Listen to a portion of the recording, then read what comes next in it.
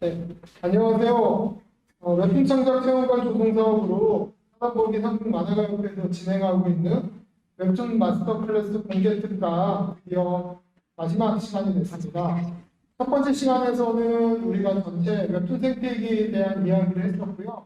두 번째 시간에서는 신인숙 작가님의 웹툰 창작에, 만화 창작에 대한 이야기를 함께 들었었고, 세 번째 시간에서는 김성주 변호사님이 이야기한 저작권과 계약에 대한 얘기를 들었습니다.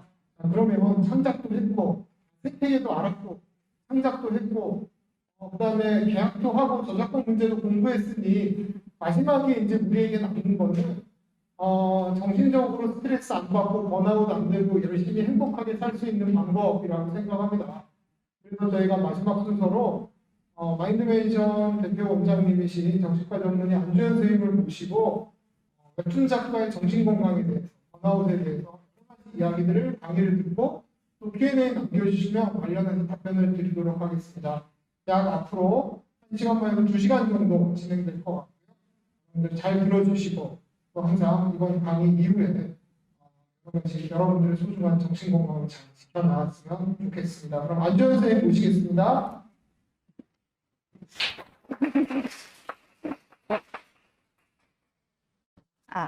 잘 들리나요? 네. 여러분 안녕하세요. 반갑습니다. 저는 정신건강의학과 전문의 안주현이라고 합니다. 반갑습니다. 네. 이렇게 만나 뵙게 돼서 반갑고요. 예. 오늘 제가 말씀드리려고 하는 거는 그 번아웃이라는 요즘에 많이 떠오르고 있는 개념이 있어요. 그래서 이 번아웃이라는 개념이 어떤 건지, 그리고 이제 그러면 지금 창작자들께서는 어떤 걸 조심해야 되고 왜 잘 걸리게 되는지, 그리고 이제 그렇게 어떻게 좀 이게 번아웃인지 아닌지 구분할 수 있는지, 마지막으로 내가 번아웃에 임박한 것 같다 또는 번아웃이 이미 온 것 같다 할 때 어떻게 관리하거나 돌볼 수 있는지 이렇게 구성을 해봤습니다. 그래서 사실은 그 웹툰이라는 장르는 저도 굉장히 좋아하는 장르이고요. 또 저도 자율규제위원회에서도 활동을 하고 있는데 굉장히 많은 그 노동력과 에너지가 들어가는 거더라고요. 그 작품이 굉장히 저희에게 많은 감동을 주고 재미를 주는 만큼 창작자들이 받는 스트레스도 사실 어마어마한 것 같아요. 그래서 이거를 어떻게 관리하고 일과 내 건강을 어떻게 이렇게 양쪽을 다 잃지 않고 가져갈 수 있는지, 뭐 흔히 요즘 말하는 워라밸을 어떻게 가져갈 것인지, 그게 좀 굉장히 중요한 문제인 것 같습니다. 뭐 올해만 이게 작품 활동하고 말 건 아니니까요. 예, 그렇기 때문에 이런 얘기들을 좀 해보도록 하겠습니다. 네. 그래서 좀 슬라이드가 많고 한데요. 사실 얘기 위주로 풀어갈 거고, 예, 어려운 내용을 점프하면서 진행을 좀 해보도록 하겠습니다. 네, 네, 제 소개고요. 예. 저는 그 공덕 쪽에 있는 마인드맨션 의원이라는 의원의 원장이면서 이제 작년에 제가 책을 냈는데요. 중간에 보시면 내가 뭘 했다고 번아웃일까요? 라는 책을 냈습니다. 예. 이게 번아웃 신드롬에 관한 책이 번아웃 증후군, 번아웃 신드롬에 관한 책이고요. 이 말은 사실은 뭘 했다고 번아웃이냐 다그치는 게 아니라 정말 번아웃이 많이 심하게 온 분들께서 와서 이렇게 말씀하시는 거예요. 제가 이제 쉬세요. 이렇게 해도 선생님, 제가 뭘 했다고 번아웃입니까?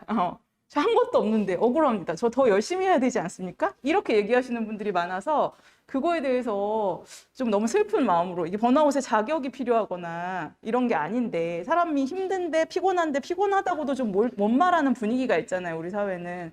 그래서 거기에 대해서 좀 이렇게 뭐랄까 질문을 던지고자 쓴 제목입니다. 네. 그래서 다음으로 가보겠습니다. 네.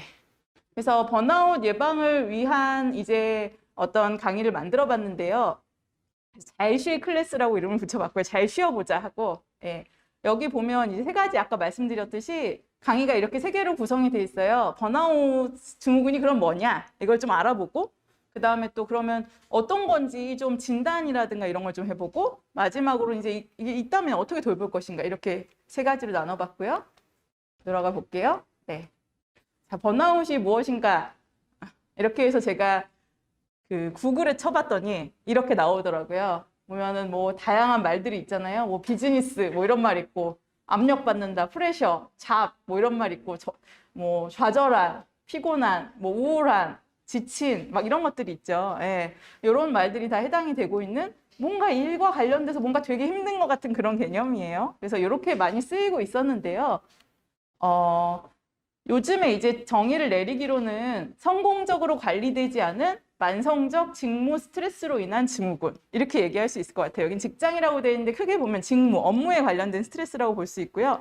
사실은 우리가 이제 생계를 위해서라든가 나의 커리어를 위해서 일을 하다 보면은 아예 스트레스를 안 받는다는 건 사실 불가능해요. 일을 안 해도 우리가 살아가면서 살아있는 것 자체가 사실은 자극을 받는 거기 때문에 안 받을 수는 없거든요. 다만 적절한 양을 받는지 그게 중요하고 그 다음에 스트레스 받았다고 하더라도 이게 중간중간 풀고 잘 관리되면서 갈 수 있다면 괜찮은데 문제는 이게 잘 여러 가지 외부 요건이라든가 상황들로 인해서 너무 내가 감당하기 힘든 정도의 스트레스를 한꺼번에 받는다든가 그 다음에 또 받았는데 그거를 풀고 가거나 조절할 시간이나 방법이 없다든가 이럴 때 이제 누적돼서 이게 어떤 건강에 굉장히 유해를 미치는 어떤 상황이 된다는 거죠. 그래서 이런 증후군이라고 볼 수 있습니다. 증후군은 증상을 모아놓은 이 모임이라는 뜻이고요. 아직 질병이라고 딱 정의를 내리긴 뭐한데 여러 다양한 증상들을 모아놓은 거를 증후군이라고 부릅니다. 그래서 이제 약간 병 직전의 단계, 병으로 인정되긴 전 이렇게 생각하셔도 좋을 것 같아요. 네. 그래서 말이 이제 영어인데요. 번아웃은 말 그대로 여러분은 다 그 옛날 만화에서 다 아시지 않습니까? 하얗게 불태웠다. 이렇게 예, 정말 그런 말이에요. 태워서 완전히 완벽하게 태워버렸다. 이런 게 이제 번아웃 이런 뜻이고요. 뭐 솔드아웃 이런 거랑 비슷하죠. 예, 완전히 끝났다 이런 뜻인데 그래 이게 무슨 뜻인가 하면 과도한 업무 요구에 의해서 너무 내가 갖고 있는 에너지나 힘 또는 자원을 이제 계속 만드는데 실패하니까 나중에 이제 정말 하얗게 불태워서 이렇게 멍한 상태 있잖아요. 여러분 밤샘 많이 해보셨을까요? 해보신 분 있으세요? 밤샘 나 해봤다. 다 해보셨네요. 확실히 네. 이 과가 또 그래서 그런지 다 밤샘을 하시는데 밤샘 하고 나면 그 다음날 낮쯤에 보면은 이렇게 누가 뭘 물어도 거의 정신이 없고 깨어 있어야 된다면 뭐 음식을 먹어도 심지어 맛도 잘 모르겠고 뭐 웃긴 거 봐도 이렇게 그냥 집에 가서 자고 싶다 막 이런 상태가 되잖아요. 말하자면 이러한 상태가 계속되는 상태라고 볼 수도 있을 것 같아요. 밋밋하고 어떤 건강이 좀 느껴지지 않고 생동감이 굉장히 탈진된 상태 그리고 이것이 지속되는 상태라고 볼 수 있습니다. 그래서 다른 이름으로는 뭐 소진증후군, 탈진증후군, 뭐 이렇게 연소증후군 이런 식으로 부르고 있고요. 그 직무 스트레스가 이제 회복이 되지 않기 때문에 생기는 일입니다. 그러면 이제 어떤 일이 일어나는지 좀 볼게요. 요 번아웃이란 말은 사실은 잠깐 얘기를 더 해보면 그 옛날에 한 70년대에 뉴욕에서 뭐 그 어떤 심리학자가 있었어요. 근데 그 심리학자가 뭐를 연구했냐면 중독 환자들을 연구했거든요. 미국에는 왜 약물 중독이 많잖아요. 마약 중독이라든가 알코올 중독 심한 분들을 연구했는데 그분들을 연구하다 보니까 그분들은 이제 재발이 잘 돼요. 이렇게 좀 이렇게 회복이 되셔가지고 이제 집으로 돌려보내도 다시 막 술 드시고 건강이 너무 안 좋아져가지고 다시 치료소로 돌아오고 또 안 좋아지고 또 그러다 몇 번 그러다가 마약 중독이신 분은 돌아가시기도 하고 이런 일이 너무 많았던 거예요. 그러다 보니까 거기에 그 치료기관에 있는 치료자분들이 어느 순간부터 말수도 없어지고 기운도 없고 뭔가 뭘 봐도 재밌지도 않고 막 이런 어떤 모습들을 보였다는 거죠. 그래서 이게 왜 이렇게까지 이 사람들이 무감동해졌지? 이러면서 연구를 해서 이게 뭔가 번아웃이라는 거구나. 너무 이제 이 치료라는 것이 에너지도 많이 들고 감정도 많이 쓰고 막 근데도 이제 또 다시 재발하고 이러니까 좌절하고 이제 이러면서 완전히 지쳤구나라고 해서 이제 이런 약간 문학적인 이름을 붙인 거죠. 번아웃 완전 타버렸다 이렇게 그렇게 생각을 하시면 되고요. 네. 그러면 이게 왜 요즘에 떠오르고 있고 요새 여러분도 이제 매체 같은 거 인터넷 같은 거 보면 요즘에 나 번아웃인 것 같아 이런 얘기 되게 많이 듣고 하시죠. 제가 기억하기에 한국에서는 2015년 정도부터 보도가 조금씩 나왔고 한 2019년, 20년 정도부터 많이 쓰이기 시작한 것 같아요. 한 2, 3년 전부터 그죠 이제 그래서 나 번아웃인 것 같아 이런 얘기도 많이 하고 기사도 막 많이 나오고 그랬던 것 같아요. 그럼 왜 요즘에 이렇게 많이 나오냐면 요거 때문이에요. 이게 뭔가 하면 그 국제질병분류라는 것 때문인데요. 국제질병분류가 뭔가 하면 우리 왜 그 실비보험 같은 거 받을 때 상병 코드 받아오라 그러잖아요. 질병 코드가 다 있거든요. 뭐 정신과는 저는 정신건강학을 때 정신과는 F 코드라고 해서 F 몇 점 몇 이렇게 붙이는 게 있고요. 뭐 소화기는 G 몇 점 몇 뭐 이렇게 붙이고요. 그렇게 다 이제 알파벳과 숫자로 이렇게 있고 이게 거의 전 세계적으로 유사해요. 왜냐하면 이게 너무 다 달라버리면 환자가 외국에 갔을 때 이거를 같이 이어서 치료하기가 어렵잖아요. 그렇기 때문에 얼추 비슷한 구조를 가지고 있는 스탠다드가 있고 거기서 나라별로 약간 이게 베리에이션이 좀 있거든요. 이렇게 변화가 있는데 그래서 그런 거를 이제 국제질병분류라고 합니다. ICD라는 이름을 붙이고 있고요. 이거 어디서 만드냐면 WHO의 산하기구가 있어서 만들어요. 국제보건기구 있잖아요. 그러니까 거기서 그래서 전 세계 이제 질병학자라든가 의학자들이 모여가지고 요새 어떤 병이 생기고 어떤 건 없어지는 병도 있어요. 지금 패스트 없잖아요. 거의 없잖아요. 예. 있긴 있는데 이제 거의 드물잖아요. 그런 건 이제 뒤로 빼는 거죠. 빼거나 아예 없애버리기도 하고요. 멸종된 병들도 있고요. 새로 생기는 병들도 있죠. 예를 들어 지금은 병으로 돼 있진 않지만 예를 들어 어떤 습관성 질환에 가로치고 나오는 것 중에 뭐 주식 중독 이런 게 있다 그러면 주식 중독이 뭐 한 300년 전에 없었을 거 아닙니까? 예, 그러면 그때는 없다가 생기는 거고 이런 식으로 시대에 따라서 병도 생기고 없어지고 하기 때문에 이 분류가 한 10년, 20년 주기로 버전업이 됩니다. 이렇게 스마트폰 버전업 되듯이요. 그래서 지금 저희가 쓰고 있는 게 ICD-10이에요. 10버전 쓰고 있고요. 지금 11을 만들고 있어요. 내년 22년부터 11 버전 쓰게 되거든요. 새로 외워야 되는데 큰일 났습니다. 네, 저는 10으로 배워서 계속 10으로 쓰고 있었는데 한 20여 년을 이제 11을 지금 준비해야 되고요. 근데 이 10에도 잠깐 언급은 했지만 이 11을 만들 때 건강 상태에 영향을 미칠 수 있는 인자를 여러 가지 지정하는데요. 그 중에 하나로 번아웃이 들어간 거예요, 이번에. 더 자세하게. 그러니까 학자들이 볼 때 요즘 세상에 사람들이 직무 스트레스로 인해서 건강에 지장을 받을 확률이 더 늘어났다는 거예요. 그래서 이거를 이 어떤 분류 체계에도 넣어가지고 우리가 관리를 잘 하지 않으면 국제적으로 어떤 보건에 대한 어떤 손실도 많고 사람들이 많이 피곤해질 것 같다고 해서 주목하자는 걸로 이제 이게 더 자세하게 처음 들어왔고요. 그렇기 때문에 이제 번아웃이 뭐냐? 그러면 사람들이 이제 관심이 높아지고 있죠. 내년에 이제 커밍 순이니까 우리도 이제 스마트폰 새로운 버전 나오면 막 관심이 높아지잖아요. 어떤가 어떻게 생겼냐, 뭐 접히냐 안 접히냐 막 이러는 것처럼 지금 얘가 이제 이렇게 주목을 받기 시작했다고 볼 수 있습니다. 네, 그래서 지금 올해가 사실은 이런 번아웃에 대해서 준비하고 우리가 알아보고 하기에 좋은 해고 여러분이 좀 앞서 가신다고 할 수 있고요. 그렇습니다. 그래서 여기에 이제 내년부터 시작이 됩니다. 네, 그러면은 이게 왜 생기는 건지 좀 이렇게 발달되는 모습들을 좀 볼게요. 요거는 이제 옛날부터 많이 쓰던 표인데요. 업무 환경 스트레스라는 게 표가 있습니다. 보게 되면 이제 X축은 업무 요구라고 하는 거라고 해서 내가 이 일을 할 때 각 일마다 모든 일이 스트레스를 받잖아요. 이렇게 저도 이제 나이가 들어서 돈을 벌어보니까 세상에 쉬운 일이 진짜 한 개도 없더라고요.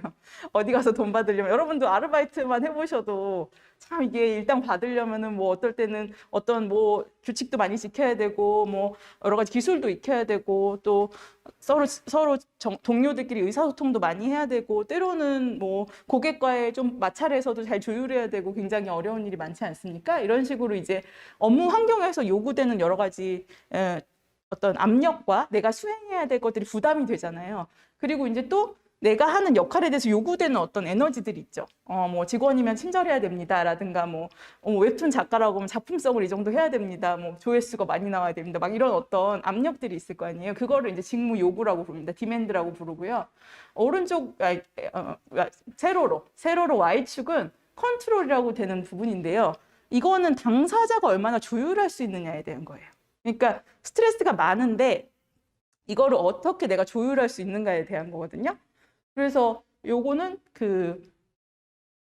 직업 자원이라고도 볼 수 있고 재량이라고도 볼 수 있어요. 내가 어떻게 조절할 수 있는지. 예를 들어 어떤 커피숍에서 내가 아르바이트를 한다고 해봅시다. 그러면 이 커피숍이 손님도 많이 오고 점심때 되면은 엄청 막 10잔씩 사가고 막 그래서 되게 힘들어. 근데 대신에 사장님이 이 바쁜 시간 끝나면 가서 좀 쉴 수도 있게 해주고 나머지 시간 내가 좀 재량껏 할 수 있어. 그럼 힘들긴 하지만 또 이제 좀 좋은 부분이 있잖아요. 내가 조절할 수 있는 부분이. 그렇게 되는 경우는 이제 조금 스트레스가 내려가는 부분이 있는 거죠. 근데 예를 들어 그런 분위기인데 맘대로 절대 못하고 사장님이 막 마이크로 매니징하고 막 컵은 이렇게 씻어라 저렇게 씻어라 막 이렇게 하신다 그러면 조금 더 피곤해지죠. 그러니까 이런 식으로 이 자기 조절에 대한 부분도 되게 중요하거든요. 그래서 보게 되면은 이 직무 요구가 높고 아무래도 높을수록 좀 힘들겠죠. 직무 요구가 나한테 요구되는 게 많고 부담스럽고 너무 높은 기대치를 요구할수록 힘들고 그러면서 내가 재량권은 별로 없어. 그게 제일 힘들잖아요. 그게 지금 하이 스트레인이라고 하는 높은 압력을 받는다고 하는 이 상태고 이 상태가 아무래도 번아웃이 제일 오기 쉬운 상태입니다. 요거는 이제 일반적인 강의고요. 그러면 이제 요거를 웹툰 작가한테 한번 제가 생각을 해봤어요. 웹툰 작가는 너무나 번아웃이 오기 너무 쉬운 거예요. 제가 이걸로 이렇게 대입을 해보니까. 왜냐하면 이제 웹툰 작가님들은 저도 이렇게 사석에서도 많이 만나고 강의하다가도 질문을 받거든요. 웹툰에 종사하시는 분들, 실제 작가님들한테. 근데 이제 일단은 한 주나 이렇게 연재 단위 같은 거나 이제 뭐 어디에다 내야 되는 마감 단위가 있으면 일단 요청되는 어떤 노동의 양이 어마어마하더라고요. 일단은 그 어떤 작품을 그릴 때 양도 꽤 많고 그것도 딱 맞는 시간에 딱 올려야 돼. 칼같이 그 마감이 돼야 되고 막 그런 부분들이 너무 이제 요구가 많은 거죠. 일단은 전체적인 물리적인 요구도 많고 그다음 뭐 또 이제 심리적인 또 수준에 대한 압박도 되게 많죠. 조회수도 잘 나와야 되고요. 화제도 끌어야 되고요. 또 뭐 그 플랫폼이 요구하는 어떤 뭐 그런 것도 있을 수 있고 이렇게 좀 해주세요. 이런 분위기 해주세요. 뭐 이런 것도 있을 수 있고 편집자랑 소통도 잘해야 되고요. 예를 들어 그 담당자랑 그런 것들이 있고 그 다음에 또 잘 아시겠지만 뭐 이 독자들이 소통을 할 때 또 좋은 얘기만 하지 않거나 여러 가지 압박을 주기도 하고 댓글로 평가하는데 그게 어떨 땐 너무나 타격이 되는 것들도 있고 막 이런 여러 가지들이 있지 않습니까? 그러니까 요구가 굉장히 많더라고요. 여러 가지. 그리고 이게 또 하나 말씀드릴 게 이 요구가 그 압력 자체가 높은 것도 문제가 되지만 종류가 너무 다양한 것도 문제가 되거든요. 그러면 한 사람이 너무 다양한 분야의 일을 하면 아무래도 계속 전환을 해야 되잖아요. 아이덴티티를. 그러면 너무 피곤해요. 그러니까 예를 들어 엄마들도 힘들다고 하는 게 어떨 때는 부모로서 기능하다가 어떨 땐 주부로서 하다가 어떨 때는 퍼스널 쇼퍼로서 하다가 어떨 땐 재정 담당자로 하다가 이게 너무 역할이 많으니까 힘들다 하시는 경우가 있는데요. 그것처럼 웹툰 작가님들도 제가 생각할 때는 창작 외에도 해야 될 것들이 좀 있고 그러다 보니까 이게 너무나 많은 압력이 되는 게 아닌지 싶고요. 그다음 재량권 부분에서 일단은 주변의 경쟁도 심하고 어떤 플랫폼이라든가 이미 형성된 어떤 속도라든가 이렇게 좀 맞춰야 되는 것들이 이미 있잖아요. 그러니까 내가 그걸 재량껏 하기가 사실 되게 어려운 환경이 아닌지 나는 좀 천천히 작품하고 싶어. 이렇게 하면 그러면 님만 한 달에 한 번씩 연재하세요. 이렇게 해주는 데가 잘 많지 않다는 생각이 들어요. 그러다 보니까 조절할 수 있는 것들이 좀 굉장히 적다. 그리고 할 수 있다 하더라도 또 뭐 독자들의 반응도 신경 써야 되고 하니까 사실은 뭐 휴재라든가 나의 컨디션에 맞게 조절하는 거를 좀 압박 없이 하기는 어렵지 않는가 이런 생각이 들어서 굉장히 이 구역에 있다라는 생각이 듭니다. 그리고 이제 그러면 이거는 우리는 그러면 벌써 번아웃 위험군이네요 하실 수 있는데 여기에 제가 요즘 연구를 좀 말씀을 드릴게요. 요즘 연구에서는 뭐가 있냐면 여기에 잡 디맨드 서포트 모델이라고 있어요. 그러니까 서포트가 뒤에 붙었어요. 서포트는 지탱해주는 거, 지원 이런 뜻이고요. 그게 뭔가 하면은 일할 때에 직장에서는 회사라고 생각하면 상급자 또는 이제 여기서는 협업자겠죠. 뭐 플랫폼이라든가 같이 일하는 사람들 그런 협업자들의 서포트, 정서적 지지나 지원이 있고 이해가 있을 때 훨씬 직무 스트레스가 내려간다는 연구가 최근에 있습니다. 그래서 이런 게 있지만 작가님들께서 서로도 지지를 해주고 주변에도 지지를 요청하고 이렇게 하는 게 굉장히 직무 스트레스를 줄이는 데 도움이 된다고 생각이 됩니다. 그래서 보면 그러면 어떻게 번아웃이 생기는지 이거 그림으로 좀 그려봤습니다. 같이 그림을 보시면 첫 번째 보면은 그 액티베이티드 존이 있어요. 이제 시작을 하는 거죠. 작품을 시작했다 이렇게 생각하면 될 것 같습니다. 작품을 시작해서 처음에는 약간의 기분 좋은 압력이 있고 별로 괜찮아요. 나쁘지 않고 데드라인도 마감도 뭐 그렇게 뭐 처음이니까 좀 그려놨고 미리 괜찮습니다. 그래서 좀 시작을 하는데 이제 올라가죠. 에너지가 막 프레셔가 올라가기 시작하면서 이제 굉장히 몰입하는 단계가 돼요. 막 이제 달리고 열심히 일하고 있고 뭐 약간씩 이제 최적화를 하면서 너무 나를 이제 투입하기 시작하는 거예요. 그래서 약간 몰입 중에 있습니다. 여기 위가 피크를 치잖아요. 프레셔가. 요까지만 가서 멈추거나 조금 쉴 수 있으면 괜찮은데 보통 그렇지 않죠. 보통 그렇지 않고 그 존 3로 넘어갑니다. 이제 꺾이죠. 그러니까 내 한계를 넘어섰어요, 지금. 근데 계속 아직 연재는 계속되고 있어요. 그러면 이제 여기서부터는 약간 지치기 시작해요. 이제 체력을 넘어선 거죠. 그래서 이제 약간 낙담하고 지치고 그다음에 약간 불안을 느끼죠. 끝까지 할 수 있는 거야? 죽겠는데? 예정맞지 않은데? 막 이렇게 되고 그러면서 이제 막 딸려가는 느낌이 들기 시작해요. 전에는 내가 프로젝트를 끌고 갔는데 지금 프로젝트가 나를 멱살 잡고 데리고 가는 거예요. 그러니까 지금 굉장히 부담스럽고 쉬고 싶다. 어떡하지? 약간 이런 상태가 될 수 있어요. 그러다가 이제 너무 그게 여기서라도 쉬면 괜찮아요. 근데 여기서도 못 쉰다. 그러면 이제 이쪽으로 오죠. 그럼 존 4는 셧다운이라는 상태가 됩니다. 그래서 굉장히 무력해지고 굉장히 압도되고 통제력을 잃고 이런 상태가 되는 거예요. 그래서 이게 무슨 자극이 와도 그래? 약간 이렇게 밋밋해진다든가 몸의 면역력 같은 것도 많이 떨어지고요. 그 다음에 어떤 지적인 리액션 같은 것들도 많이 둔해지고요. 막 이렇게 좀 그러니까 몸이 컴퓨터가 배터리가 진짜 얼마 안 남아서 혼자 알아서 절전 모드로 돌아가는 거예요. 나는 아직 일하는 모드인데 얘가 자동으로 이 컴퓨터가 근데 이게 내 몸이 이게 되게 슬픈 일이지만 되게 똑똑한 걸 수도 있어요. 여기서 계속 액티브로 돌리면 정말로 막 쓰러지고 큰 병에 걸릴 수도 있잖아요. 그러니까 그냥 자동 절전 모드를 만들어 버리는 거예요. 너는 일을 하더라도 나는 이 몸을 살려야겠어. 그러니까 근데 이제 당사자는 너무 괴롭죠. 아니 그래도 일은 맞춰야 되는데 머리가 안 굴러가네. 이런 상태가 되는데 전체 유기체 입장에서 보면 죽는 것보단 낫다. 거의 이런 신념으로 이렇게 되는 게 번아웃이라고 볼 수도 있어요. 이런 상태가 될 수 있습니다. 그래서 제가 이거 의사라서 이거 하나 넣어봤는데요. 예. 근데 이제 요걸 왜 넣었냐면요. 제가 들었는데 그 선배 작가님이나 이제 뭐 약간 이제 웹툰 계의 그 어떤 일하시는 분들이랑 다 소통을 좀 하시나요? 저기 학생 여러분도? 네네네.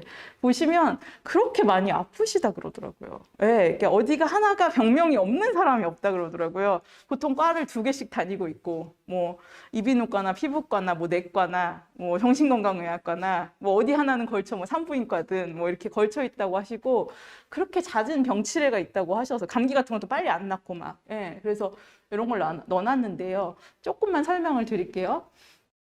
이거 왜 설명드리냐면 웹툰 작가분들 중에서 불면증이나 그 불안장애, 공황장애 겪으시는 분들도 많은 것 같아서 우울증이나 그것 때문에 그 병인을 이게 설명드릴 수 있는 걸 설명을 드렸어요. 이게 심리적 스트레스나 인지적 스트레스가 어떻게 몸에 영향을 미치느냐 이건데요. 우리 몸에는 이 신경계가 다양하게 있고요. 중추신경계가 있고 말초신경계가 있습니다. 중추신경계는 CPU, 뇌랑 척수고요, 중심에. 근데 말초신경계는 밖으로 나가는 운동신경, 안으로 들어가는 감각신경, 그다음 세 번째 신경, 제3의 신경계가 있는데 그게 자율신경계예요. 자율신경계, 오토노믹 너브 시스템이라고 하는데 얘는 자동으로 조율하는 시스템, 신경계여서 자율신경계거든요. 자율주행 같은 거죠, 말하자면. 그럼 자율이 뭐냐? 뭘 자율로 하냐면 우리가 이렇게 카메라 같은 것도요. 옛날에는 다 이렇게 수동 카메라는 보면 다 맞추잖아요. 뭐 이렇게 조리개도 맞추고, 뭐 노출도 맞추고, 셔터 스피드도 맞추고, 그래서 그 상황에 맞게 잘 찍히게 막 조절하는데 어려우니까 요새는 딱 맞추는 초점 딱 누르면 자기가 알아서 그거 맞춰갖고 나오게 탁 해주고 이렇게 알아서 어두운 모드, 뭐 극장 모드, 뭐 이런 거, 뭐 인물 모드 이런 거 되잖아요. 그럼 자기가 알아서 그런 걸 막 바꿔주잖아요. 그러니까 자율신경계라는 거는 우리 몸이 응급적인 상황일 때 막 내가 빨리 도망가야지 몸을 어떻게 하고 생각하면 이미 늦을 때가 많거든요. 그러니까 알아서 몸을 비상 모드로 만들어주는 거예요. 응급 모드 딱 순간적으로 버튼 하나 누르는 것처럼 딱 바뀌어요. 그러면 굉장히 이제 몸이 물리적인 응급 상황에 잘 대처하기 좋은 몸이 되거든요. 그렇게 만들어주는 게 교감신경계예요. 교감신경계가 이제 발달이 되면 이거는 옛날 인류가 발전하면서 점점 발전을 했는데요. 원시시대의 인류는 굉장히 나약한 존재였잖아요. 왜 맹수들보다 힘도 약하고 자연재해도 속수무책이고 맨날 뭐 산사태 나면 떨어져 죽고 막 이랬단 말이죠. 그래서 빨리 도망가든가 싸우는 게 굉장히 생존에 중요한 일이었습니다. 그래서 투쟁 혹은 도피 반응이라고 하죠. 이렇게 막 싸워서 호랑이가 쫓아오면 싸워서 이렇게 때려 죽이든가 아니면 빨리 동굴이든가 나무에 올라가갖고 빨리 피해야 목숨을 살 수 있잖아요. 근데 그 모드를 호랑이다, 나무에 올라가야지 이렇게 하면 이미 잡아먹히잖아요. 그러니까 본능적으로 타다다닥 이렇게 해야 되잖아요. 그거를 빨리 하게끔 순간 세팅을 해주는 게 교감신경계예요. 그래서 도망가려면 어떻게 해야 되느냐, 뇌에 혈류가 많이 가면서 빨리 머리를 굴리고 동공이 커져가지고 상황을 빨리 보고 심장이 빵빵빵 튀면서 온몸에 혈액을 막 빨리 보내가지고 근육에 이제 혈액이 많이 가도록 해서 근력을 강하게 해주고 그러면서 호흡도 가쁘게 해서 근육에 산소를 공급해주고 이런 상황이 돼야 잘 싸우거나 잘 도망치겠죠. 그래서 그 세팅의 순간적으로 차차차차 모든 내장기관과 근육에 다 바뀌는 거예요. 그래갖고 여러분도 이거 경험하신 적 있을 거예요. 갑자기 인도 가는데 이렇게 차가 훅 들어올 때 있잖아요. 그러면 이제 진짜 차가 잘못한 경우는 약간 치일 수도 있지만 보통은 우리가 자기도 모르게 빛의 속도로 싹 피하거든요. 이렇게 죽을 뻔했어 막 이러면서 내가 평소에 운동 잘 못하는데 그럴 땐 많이 피할 때가 많을 거예요. 다 죽을 고비 넘겨보셨을 거예요. 그죠? 그럴 때 교감신경이가 알아서 타타타타 순간적으로 딱 반응할 수 있게 몸을 이렇게 해준 거고 근데 그러고 나면 어떤가요? 가슴 두근두근하고 막 식은땀 나고 막 그러잖아요. 약간 놀래고. 그거는 이제 그 기운이 아직 교감신경계에 되게 과응진된 기운이 남아서인데요. 그래서 이 모드는 굉장히 필요한 모드예요. 그리고 이 모드일 때는 소화기 쪽으로 가는 혈액은 딱 다 별로 이렇게 되게 작아져요. 왜냐하면 지금 죽느냐 사느냐 하는데 오늘 먹은 점심을 소화시킬 그런 여력이 없잖아요. 이 혈액이 다 에너지이기 때문에. 그래서 그쪽은 되게 딱 멈추거나 셧다운이 되고요. 약간 이런 상태가 됩니다. 그리고 말초 피부로도 혈액이 잘 가지 않아요. 왜냐하면 대근육으로 혈액이 가야지 지금 손끝을 따뜻하게 하고 촉촉하게 하고 지금 그럴 수가 없잖아요. 그래서 큰 근육들로 혈액이 많이 가는 이런 상태가 됩니다. 그래서 손발 차가워지죠, 우리 긴장하면. 그래서 그럴 수 있어요. 이런 상태가 되는데요. 이 상태가 굉장히 그래서 인류를 많이 구했습니다. 지금의 우리도 구하고 있고요. 근데 문제는 이 상태는 굉장히 응급 모드니까 에너지가 엄청 많이 드는 모드예요. 그러니까 죽느냐, 우리도 왜 이렇게 예를 들어 어디 급하게 가는데 진짜 오늘 출석 안 하면 잘려. 그러면 막 기사님 더블이요 막 이렇게 하고 잡잖아요. 그땐 돈을 안 아끼잖아요. 지금 이거 이번 1년이 걸려 있으면 그런 것처럼 지금 죽느냐 사느냐 하면 지금 에너지를 내 몸의 에너지를 아낄 때가 아니잖아요. 그냥 막 쏟아붓는 거예요. 그래서 교감신경계는 되게 효과적인 대신에 에너지를 온팡 쓰는 모드예요. 많이 쓰는. 그러니까 그러고 나면 굉장히 지치겠죠. 이게 한번 이러고 나면 잠깐 이렇게 불안하고 나면 우리가 지치는 이유는 그래서 그러고요. 에너지 굉장히 고출력 상태예요. 그렇게 되고 그러면 충전을 다시 해야 될 거 아닙니까? 그리고 뭐 사람이 응급적인 상태만 있는 게 아니라 쉬는 상태도 있잖아요. 쉬어야 되는. 그쪽을 유도해 주는 게 부교감신경계입니다. 반대. 예, 그래서 부교감신경계는 이제 이완하고 릴렉스하고 그동안 지쳤던 거 다 천천히 풀어놓고 밤에 집에 와서 이제 쉬는 모드. 충전하는 거 있잖아요. 그리고 소화 막 되고 방구 막 나오고 막 그런 모드예요. 그래서 완전히 반대되는 거라고 볼 수 있고요. 평상시에는 얘네가 반반 있습니다. 근데 이제 응급이 되면 얘를 많이 쓰게 되고요. 이렇게 길게 설명한 이유는 우리가 피로하고 업무에 너무 압박받는 상태가 되면 계속 몸이 비상이라고 생각한다는 거예요. 왜냐면 뇌가 지금 큰일 났다, 큰일 났다. 쪼인다, 마감인데, 할 일 많아. 이렇게 하고 있잖아요. 그러니까 계속 이 뇌가 그러니까 몸은 계속 비상 빨리 싸워야 돼 이러고 있다는 거죠. 그러니까 어떻게 되면 계속 교감신경 항진. 이게 반반쯤 이렇게 왔다 갔다 해야 되는데 계속 저쪽으로 교감으로 되게 밀려진 상태가 되는 거죠. 몸이 버텨나기가 어렵다는 거죠. 그러면 어떻게 되겠어요? 신경성 위험 생기겠죠? 역류성 식도염 생기겠죠? 이 위쪽으로 혈액이 안 가서 안 내려가. 연동운동 잘 안 되니까 가슴 두근두근 거리니까 갑자기 시도 때도 없이 두근거려요. 그러면 내가 도망갈 때 두근거리면 당연하지만 집에 앉아서 일하는데 두근거리면 이상하잖아요. 심장병인가? 이렇게 되잖아요. 이게 이제 공황장애예요, 말하자면. 그리고 호흡도 좀 가빠지고 심해지면 여기 답답해지고 뭔가 계속 묵직하게 여기 뭐가 있는 것 같고요. 더 심한 분들은 목에 뭐 걸린 것 같다 그래요. 여기 사과씨가 하나 걸린 것 같아요. 막 그러세요. 근데 이비인후과 가서 내시경 해보면 없죠. 왜냐하면 이게 신경 때문에 그런 거니까. 예, 그런 상태가 되고. 그래서 가슴이 뛰고 내가 쓰러질 것 같아서 응급실 가서 심전도 해봐도 정상이죠. 신경 때문에 그런 거지 진짜 심장에 문제가 있는 건 아니니까. 예, 그런 상황이 계속됩니다. 그러면서 너무 많이 피곤해져요. 고절전 모드를 너무 저효율 모드, 고전류 모드를 많이 써버리니까 배터리가 순식간에 팍팍팍팍 이렇게 달는 거예요. 원래 이렇게 달아야 되는데 이렇게 달아버리는 거예요. 그러고 나면 이제 굉장히 이제 우리가 배터리 아웃이 되는 거죠, 말하자면. 그런 상황이 됩니다. 그래서 그거를 설명을 드리려고 했어요. 그래서 이 상태에 많이 노출되면 흔히 우리가 어느 과에 갔을 때 신경성이라고 부르는 병들이 다 오는 거죠. 아까 말한 신경성 위염, 신경성 스트레스성 두통, 신경성 그다음에 그 섬유근육통이라고 하는 신경성 근육통들 여기저기 결리고 디스크는 아닌데 허리 아프고 다리 저리고 또 뭐가 있을까요? 변비나 설사 같은 것들도 많이 오고요. 또 뭐가 있을까? 굉장히 요가 많이 와요. 어쨌든 다양하게. 그리고 알러지 같은 거 심해지는 분들도 있어요. 알러지가 악화되고 이런 식의 일들이 일어난다. 이거는 특별히 신체 증상은 길게 설명했습니다. 여러분 이럴 때에 병원에 각각 가서 당연히 치료하는 거 중요한데 쉬어야 낫는다. 그 얘기를 해드리고 싶어서요. 네. 그래서 여기에는 이제 취약한 사람들이 나오는데요. 번아웃에 취약한 거는 개인의 탓은 아니고요. 그 환경의 그 직무 환경의 탓이 훨씬 크고요. 근데 이건 왜 써놨냐면 이제 이런 많은 것들이 다 작용한다. 이거를 보려고 써놓은 거고요. 예. 그래서 여기 말한 여러 가지들이 다 영향을 준다고 할 수 있겠습니다. 그 이제 시대적 요인, 왜 요새 번아웃이 유행이냐 얘기에 이어진 얘기인데요. 요즘은 이제 초연결 시대라고 하잖아요. 좋은 말이기도 한데 또 한편으로 힘든 말이기도 하죠. 그래서 요새는 뭐 뷰카 시대라고 해서 변동도 많고 불확실성도 많고 복잡성도 많아서 개개인에게 요구되는 압력이 높은 시대라고 하고 또 더구나 이제 인터넷으로 일을 많이 하니까 굉장히 좋기도 한데 항상 스탠바이 상태. 예. 밤에라도 막 메일 오면 은근 메일 오면 봐야 되고 막 그런 거 있잖아요. 상시 대기 상태인 거고 시공간 관계없이 응답해야 되고 막 이렇게 처리해야 되고 이런 상태니까 사실은 아까 말한 부교감 신경 모드가 그냥 정말 쭉 오기가 어려워요. 그랬다가도 메일 하나 받으면 다시 교감 모드로 바뀌잖아요. 그죠? 예, 그렇게 되는 거고. 그 다음에 이제 포머라는 얘기를 하더라고요. 피어 오브 미싱 아웃인데요. 말 그대로 낙오될까 봐 두려운 공포가 좀 너무 심해요. 그러다 경쟁이 심하니까요. 그러다 보니까 이거 자체도 굉장히 사람을 불안하고 쉴 수 없게 만듭니다. 이런 정도가 있고요.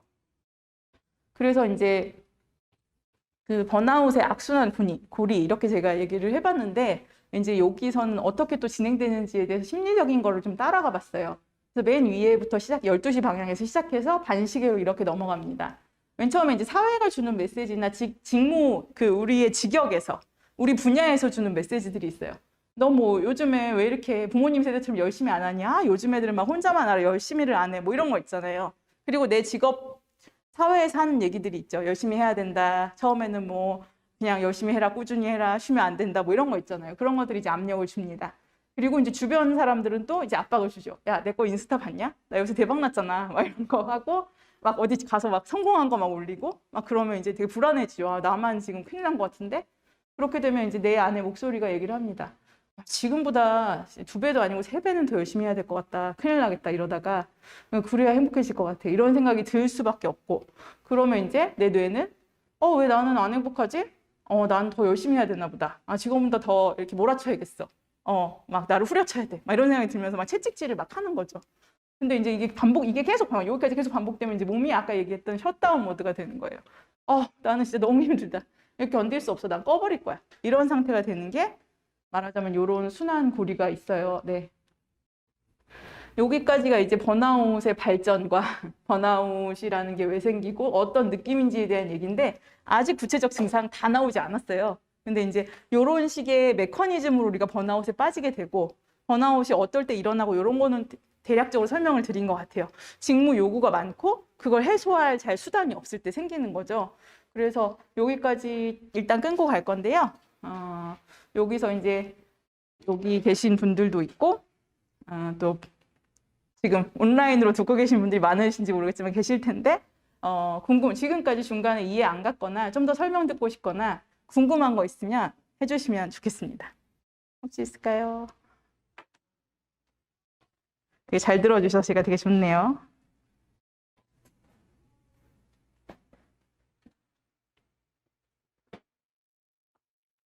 (1분만) 기다려 보겠습니다. 저 좀 쉬고요. 번아웃이 오면 안 되니까.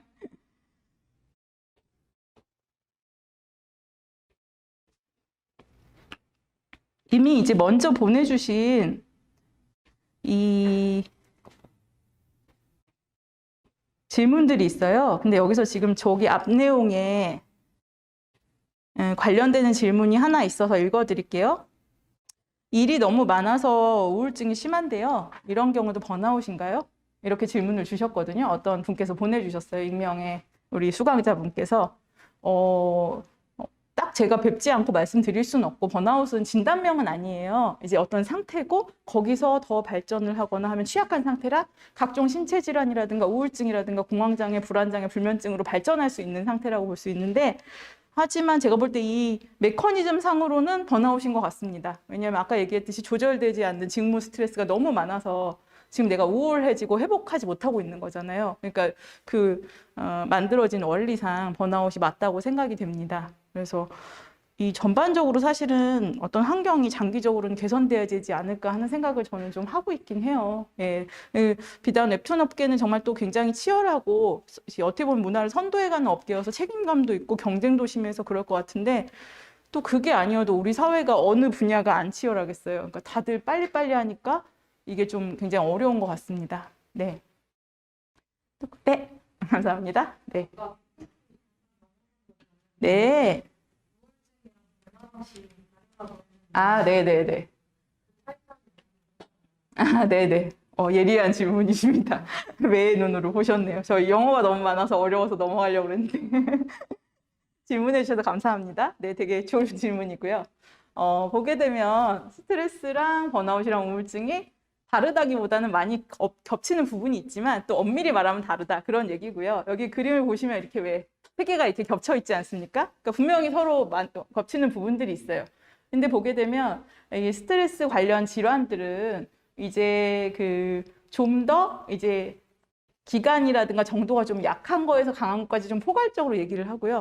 그에 비해서 번아웃은 굉장히 이제 직무랑 연관이 돼 있고, 그 다음에 이제 뭐라 그래야 되지? 여러 가지 신체 질환들 많이 하고 있어. 좀 일반화된 그러면서 업무랑 상관된 상태라고 볼 수 있고요. 우울은 그러면 어떻게 돼 있냐면 좀 더 이제 더 발전된 상태예요, 실은. 기분이 이제 완전히 가라앉고 올라오기가 어렵고, 뭐 불면이라든가 심하면 뭐 자살 자해 생각이라든가 너무 심한 죄책감이라든가 자신감 저하 이런 것들이 많이 일어나는 상태라서 좀 더 정서적으로 많이 영향을 받은 상태고요. 이거는 좀 더 만성화가 될 수 있고, 이게 계속되면 뭐 인지적인 속도가 떨어진다거나 하는 어떤 그런 일들까지 일어날 수 있기 때문에 좀 더 심각한 상태라고 볼 수 있습니다. 그렇게 되고요. 여기 그림을 보시면 이제 저게 번아웃을 도식화한 그림인데요. 왼쪽 그림이 업무가 이제 많은 거, 그다음에 업무에 의한 스트레스들, 그걸 이제 호스트가 이제 숙주, 당사자죠. 당사자가 있는 경우에 같이 이렇게 들어서 막 굴려지면 이제 번아웃이 되는 그런 그림인데요. 그래서 많은 분들이 이거를 물어보세요. 근데 제가 생각할 때는 요렇게 넘어간다고 생각해도 그냥 쉽지 않을까, 쉬운 느낌으로 그렇게. 그러니까 스트레스에서 누적되고 직무랑 관련된 경우 번아웃으로 되고, 번아웃이 더 지속될 경우 우울증도 될 수 있다. 이렇게 생각하시면 좋을 것 같습니다. 그리고 우울증은 좀 더 정서에 관련된 것이고요. 번아웃은 좀 다양한 상태를 포괄하는 말 같습니다. 네, 그러면은 또 질문 있을까요? 네. 진짜 궁금해서 드리는 질문인데, 네, 네. 번아웃이 이제 업무에 대한 것을 예. 된다고 네, 네, 하셨는데, 네. 경험을 좀 돌이켜 생각해 보면 네. 업무의 양보다 일하는 사람 때문에 오는 경우가 더 많은 것 같아요. 네, 네. 네, 그러면 경우가 구분이 되는 건가요? 아. 아니면 둘 다 요인이 되는 건가요? 네, 네. 좋은 질문이십니다. 맞습니다. 한국에서 이제 번아웃 얘기들이 막 들어오고, 2015년인가 2016년에 어떤 경제지에서 설문조사, 회사랑 같이 1000명 대상으로, 직장인 1000명 대상으로 조사를 했어요. 직무 스트레스에 대해서. 번아웃 언제 느끼십니까? 어떤 게 요인이 됩니까? 했을 때 80% 이상이 아마 사람 때문이다. 그러니까 직무 스트레스는 맞는데 그중에서 진짜 업무 자체보다는 동료라든가 상사와의 소통이나 어쨌든 사람 관련 스트레스라고 얘기를 했고요. 제가 볼 때는 이제 직무 환경이라는 거에 사람이 많이 들어있고 관계 갈등이 많이 있잖아요. 그래서 말씀처럼 그게 굉장히 영향을 미치는 것 같고요. 오히려 업무 관련일 경우는 이제 빡빡한 업계는 안 되지만 오히려 조절의 여지가 있을 수도 있는데, 사람 관련이 오히려 이렇게 조율할 때 잘 안 바뀌는 사람이라거나 소통이 어려우면 더 조절하기 어렵잖아요. 그러니까는 약간 상존하는 어려움이 되는 것 같고요. 이렇게 바뀌지 않고, 그래서 사실 그렇고, 또 하나는 제가 생각할 때는 한국적인 특성상 좀 굉장히 수직적이거나 서열적이거나 나이주의 이런 것도 많고, 좀 그런 부분들이 있고, 세대 간 갈등도 심하기 때문에 업무를 같이 할 때 굉장히 이제 원래 당연히 업무에서 있는 갈등 외의 것들도 좀 굉장히 많지 않은가, 그렇게 생각이 됩니다. 네. 그래서 일하는 동료나 업무 간에서의 고객 또는 동료와의 의사소통에 의한 스트레스도 번아웃입니다. 네. 그러면 좀 넘어가 볼까요, 이제? 좋은 질문들 감사했고요. 네. 그럼 이제 좀 찾아보려고 하는데요. 어떻게 발견하고 진단하는지 좀 보겠습니다.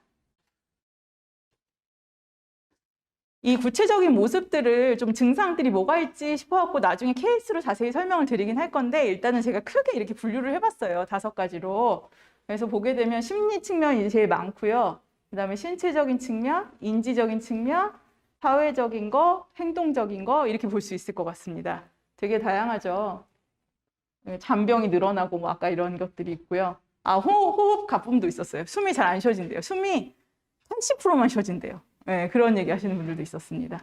네, 그리고 이제 집중 잘 안 되고 결정하기 어려워지고요. 생각 정리 잘 안 되고 이런 것도 번아웃의 특성이고, 여기서 이렇게 왜 진짜 그런 장애라는 말은 아닌데 이렇게 농담으로 결정장애 이런 얘기 많이 쓰시잖아요. 그러니까 뭐 메뉴 정하기도 어렵고 이런 거. 그런 것도 진짜 피곤할수록 더 아이디어도 생각 안 나고 사소한 것도 결정하기 어려워요.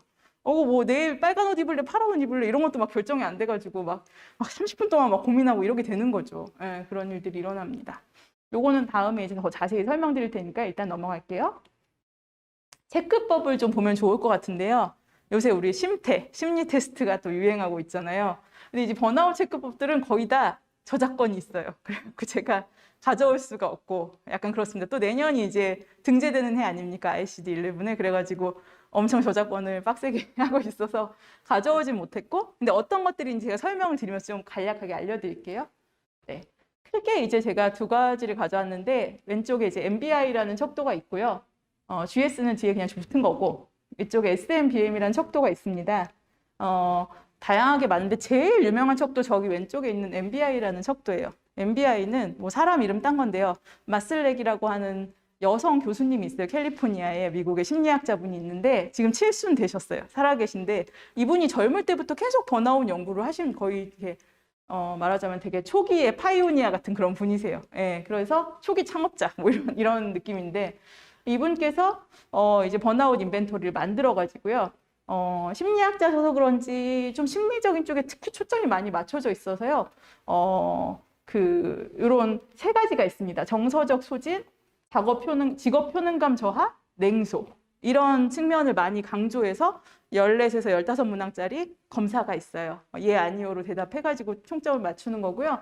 요거는 진단이 아니기 때문에 점수가 중요하다기보다는 요런 요소가 있고 여기서 다 이런 걸 많이 느끼면 번아웃이겠구나. 그리고 어떤 카테고리가 내가 특히 많이 침범당했는지 이런 걸 보는 용도로 좀 더 포괄적으로 쓰입니다. 그리고 이쪽 척도는 요거보단 덜 쓰이는데 제가 넣어놨는데요. SMBM이라고 해서 그 테라비브 대학, 그 이스라엘이었나? 예, 테라비브 대학의 교수님들이 만드신 척도인데요. 이것도 사람 이름 되게 어려운 사람 이름 두 분 따가지고 만든 건데 여기서 제가 이걸 굳이 가져온 이유는 덜 유명한데 여기서는 이제 이거는 의사들이 만들었는데 신체적 측면이랑 인지적 측면이 들어갔거든요. 그래서 한국의 경우는 저는 이걸 같이 다 보는 게 좋다고 생각해요. 왜냐하면 한국 사람들은 남들한테 자기 기분이 어떻고 너무 힘들고 이런 얘기를 하기가 되게 어렵고 한다고 해도 받아들여지지 않기 때문에 안 하는 게 습관이 돼 있어요. 해봤자 소용없으니까. 욕만 먹으니까 뭐 나약하다 그러고 막 이러니까. 그러니까 이런 걸 말도 못하고 나도 어떨 땐 느끼지 못하게 됐다가요. 몸이 아프거나 일이 안 되면 그때 알거든요. 그래서 한국은 요때 알아요. 그래갖고 요거를 같이 봐주는 척도를 좀 보면 좋을 것 같아서 제가 추가해서 이렇게 5가지로 만들었습니다. 네, 그래서 MBI를 먼저 볼게요. 일반적 직무소진 척도라고 하는데 일반직, GS가 General Survey, 그러니까는 일반직이에요. 그 전에는 뭐가 있냐면 그 보건직이 있고요. 그 의사, 간호사도 소진이 많은 직업이어서 그다음에 대인관계 직업들 이런 거 있고 휴먼 서비스 있고 그다음에 이제 GS가 있는데요. 다 비슷비슷하고요. 아까 얘기 드렸지만 병이 아니기 때문에 사전 평가 및 예방을 하기 위한 척도이고요. 이 3가지 카테고리가 있습니다. 아까 얘기한. 그래서 예시 질문들은 하나씩 가져왔어요. 이건 가져올 수 있어서. 첫 번째 질문은 내가 맡은 일을 하는데 정서적으로 지쳐 있음을 느낀다. 정서적 소진에 대한 문항이고요. 여기에 이제 어떻다 이렇게 표시할 수 있게 돼 있고요. 두 번째는 직업 효능감에 관한 건데 내가 생각할 때 나는 일을 잘한다. 그러니까 자기 효능감 느끼는 거 있잖아요. 이런 거고 어떻게 보면 직업에 대한 자신감에 대한 거죠. 그리고 마지막으로 냉소에 대한 척도 중에 하나인데 내가 맡은 일의 중요성이 의심스럽다. 그러니까 일의 의미에 대해서 조금 약간 의문을 품기, 환멸을 느끼기 시작한 거죠. 이게 이제 냉소에 대한 척도입니다. 다음은 아까 얘기한 이제 어려운 이름, 쉬롬 멜라메드 번아웃 척도였어요. 네, 보게 되면은 요거는 문항을 제가 번역을 해서 살짝 가져왔는데 이렇게 14문항이에요. 그래서 1점부터 7점까지 있고 4점이 보통이거든요. 3점, 2점, 1점은 별로 그렇지 않다, 그렇지 않다, 매우 그렇지 않다. 그 다음에 5점, 6점, 7점은 조금 그렇다, 그 다음에 그렇다, 매우 그렇다. 가운데는 보통이다. 이렇게 해가지고 7점 척도로 되어 있고 점수를 하나씩 매기게 돼 있어요. 이 각각에 대해서.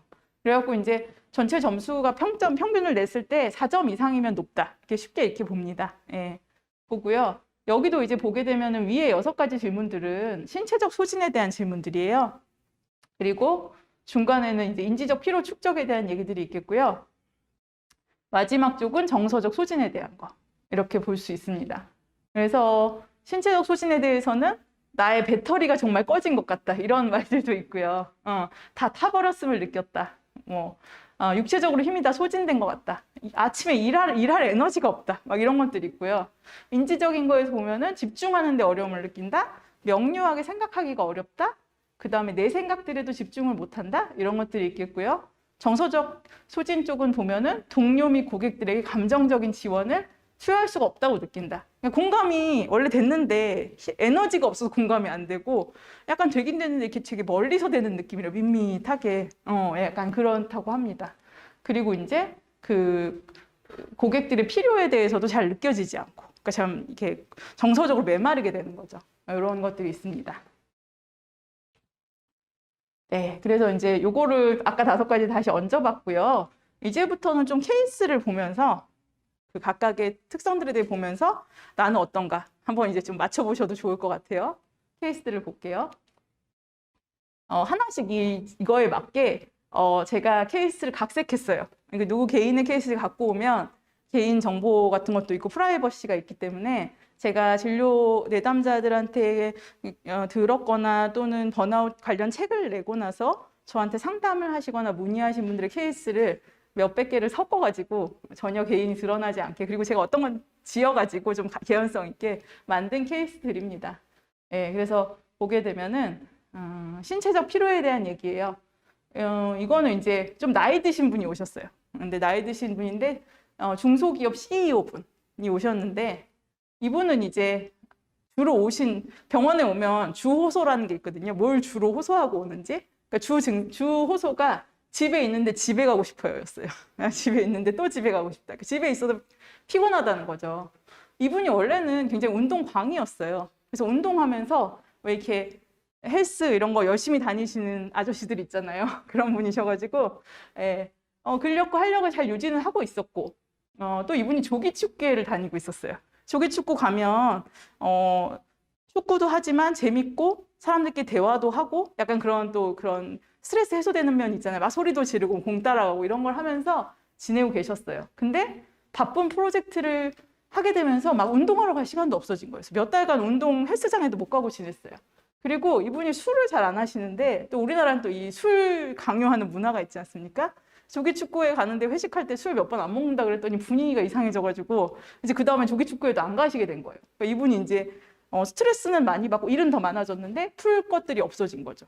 그렇게 되다 보니까 복부 비만도 나오고 운동 부족도 되고 기력 저하도 되고 막 잔병 치레도 많아지고 막 이러면서 신체적인 번아웃이 많이 온 거예요. 이렇게 지치게 되고 그러다 보니까 이제 다른 증상들도 나타나죠. 정서도 악화되고 가족들한테 짜증이 심해지고 짜증내서 아빠 왜 그래 이러면 갑자기 막 서럽대. 갑자기 안 그랬는데 조금만 호의적이지 않아도 막 이제 이게 취약해지셨으니까 막 상처받고 막 이렇게 되면서 갈등도 많아지고 이런 상황들이 왔었어요. 이분 같은 경우는 이제 일단은 푹 쉬는 거 그게 되게 중요했고요. 그 다음에 다시 가벼운 운동 같은 거에서 신체적인 부분도 개선을 하고 이러면서 좋아진 케이스예요. 그래서 신체적 피로에 대한 거는 이런 케이스를 봤고요. 두 번째는 이제 인지적 피로 축적의 웹툰 작가 얘기를 제가 지어서 가지고 와봤습니다. 예, 이것도 되게 많은 분들의 창작자들의 케이스가 다 이렇게 짬뽕 되어 있고요. 웹툰 작가 B라는 분이 계셨어요. 이분 데뷔 3년 차인데 첫 작품이 무난하게 되게 잘 된 거예요. 그러니까 데뷔를 성공적으로 했어요. 되게 좋잖아요. 근데 이제 이분은 근데 쉬고 싶었어 사실은. 왜냐하면 처음 데뷔하고 이렇게 하고 나면 이렇게 진이 쫙 빠지면서 약간 굉장히 또 첫 작품이니까 얼마나 열심히 하셨겠어요. 그러니까 이제 사실 쉬어야 되는 거예요. 근데 이제 쉴 수가 없잖아요. 물 들어올 때 노져야 되잖아요. 또 경쟁이 얼마나 많아요. 그래가지고 좋은 제안이 들어와서 거절을 못하고 버르르 못 쉬고 바로 들어가신 거예요. 다음 작품을. 예, 두 번째 작품. 예. 그리고 두 번째 작품 왠지 더 잘해야 될 것 같잖아요. 예. 그러니까 이제 두 번째 작품 더 잘해야 될 것 같으니까 이제 공도 들이고 이제 좀 첫 번째보다 더 낫게 하려고 막 분량도 열심히 하고 막 이러다 보니까 지쳐가는 거죠. 그래서 계속 근데 이제 대충 할 수가 없으니까 계속 무리하고 그래서 그러다 보니까 이제 번아웃이 온 거예요. 그래서 인지적인 그 피로가 축적되기 시작했어요. 그러니까 작품 진도 나가는 속도가 어느 날부터 이제 느려지는 걸 느끼신 거예요. 왜 이렇게 다 작가분들마다 자기가 이 감이 있다 그러시더라고요. 내가 하루에 요 정도 쳐낼 수 있어. 뭐 이렇게 뭐 밤을 새면 이게 마감이 돼. 이런 게 자기 나름의 속도가 있으시대요. 근데 이제 어느 날부터 그 속도가 안 맞는 거예요. 원래 뭐 예를 들어 10장 그릴 수 있는데 열심히 했는데 왜 8장이야? 막 이렇게 되는 거죠. 조금씩 느려지니까. 근데 이게 조금씩 느려지니까 잘 티가 안 나요. 근데 어느 날 보면 왕창 밀려 있는 거예요. 예, 약간 이런 상황이 돼가지고 마감이 갑자기 막 어려워져서 밤샘은 이분이 절대 안 했는데 밤샘을 하게 되고. 근데 밤샘을 하면 어떻습니까? 피곤하잖아요. 그러니까 다음 날은 진도가 더 느려져요. 예. 이게 완전 악순환이죠. 그래서 나중에는 멍해져가지고 근데 하긴 계속 해야 되고. 진도는 계속 밀리니까 일을 쉴 수는 없고. 그러니까 이제 내가 바보가 된 건가? 막 자괴감도 들고, 몸도 안 좋아지고. 그러니까 작품은 이제 잘 되는데, 막 이렇게 정서적으로 소진이 돼가지고, 이렇게 밋밋하고 별로 행복하지가 않게 느껴지고 이상하게. 좋은데 안 좋아요. 좋은데 안 좋아요. 이렇게 얘기하시더라고요. 예. 그렇게 잘 이렇게 감흥이 없고 말하자면, 감동이 좀 덜하고, 좋아하는 막 미드 같은 거 봐도 감동이 없고, 뭐 이렇게 되는 상황이 되는 이런 케이스가 있었습니다. 네. 정서적 소진에 대한 케이스를 볼게요. 이거는 개발자 케이스였어요. 이분은 정민 씨라고 여자 개발자인데 7년 차세요. 번아웃 후반 연차가 7에서 10년이어서 이렇게 정했습니다. PM이라고 해서 프로젝트 매니저라는 게 있더라고요. 약간 팀장 같은 것 같아요. 어떤 일할 때 그 프로젝트에 대해서 이제 전체를 총괄하는 건데 이제 요 정도 되면 요거를 맞나 봐요. 이제 후배들 데리고 어떤 프로젝트를 하는 거죠. 하나를 개발하는 거죠. 근데 하게 되니까 처음 맡으니까 또 이제 갑자기 왜 팀장 된 것 같고 하니까 너무 압박감이 심하셨어요. 클라이언트도 좀 빡빡했다 그러고. 그러다 보니까 이분이 이제 지쳐가는 거죠. 너무 많은 걸 해야 되고 나는 내 일도 하면서 프로젝트 전체 진도도 보고 팀원들도 컨트롤해야 되잖아요. 그러니까 너무 팀원들 막 힘들어요, 지쳐요, 맨날 이러니까 이제 맨날 상담해 주시다가 지치고 이렇게 되면서 어느 날부터인가 이제 원래 성격이 좋은 분인데 어느 날부터 팀원들의 농담이나 의견이나 부딪힘을 이해하거나 수용하기가 어려워진 거예요.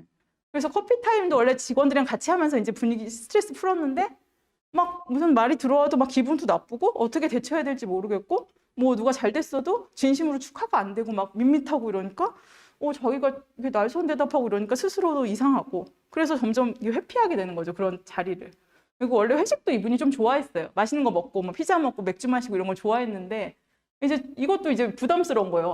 아무것도 안 느껴지고 집에 가고 싶다. 이렇게 돼가지고 혼자 쉬고만 싶고 예, 대화의 즐거움도 못 느끼고 그래서 막 핑계대고 회식 빠지고 집에 가서 막 혼술하고 막 이런 상황이 된 거죠.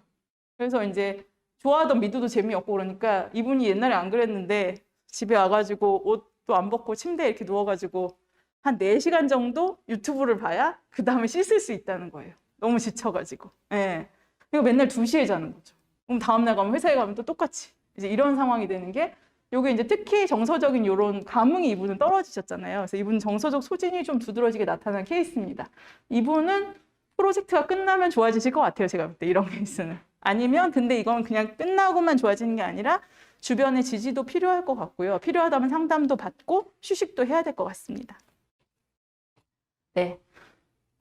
요거는 직업 효능감 저하에 대한 건데요. 이거는 이제 요즘에 아르바이트로도 그렇고 이게 직업으로도 또 바리스타 많이 하시잖아요. 커피 그 샵들이 많으니까. 그래서 이분은 이제 유명한 프랜차이즈의 바리스타 분이었어요. 이분이 그 타고난 바리스타인 거예요. 그래갖고 이제 고객 응대가 너무 좋아. 사람이 밝고 명랑해가지고 막 고객들이 되게 좋아해요. 이 크루를 되게 좋아하고 막 이렇게 웃어주고 막 같이 오면 옆에 사무실에 막 누구 크루 있어요 막 이렇게 하고 그런 굉장히 센스 있는 크루에 막 이게 먹는 메뉴도 막 알아가지고 막 해주고 이런 거 있잖아요. 그래서 이제 인기가 많았는데 근데 이분이 이제 유일한 단점이 있다면 약간 덜렁대가지고 뭐 우유 같은 거 쓰고 잘 못 넣어놨다가 이렇게 좀 버리고 이런 거 있고 뭐 좀 놓치고 이런 거 있는데 심하진 않았어요.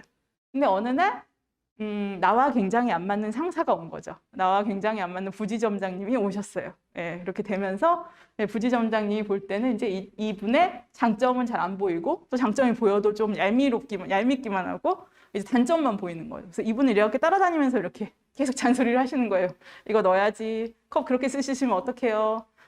그 영수증 잘 넣으셔야죠. 막 이러면서 계속 이제 이러기 시작하니까 그게 처음엔 괜찮아. 그렇겠지. 뭐 성격이 좋으니까 그랬는데 막 몇 달을 그렇게 하니까 이분이 이제 갑자기 밝은 성격인데 위축이 되는 거예요.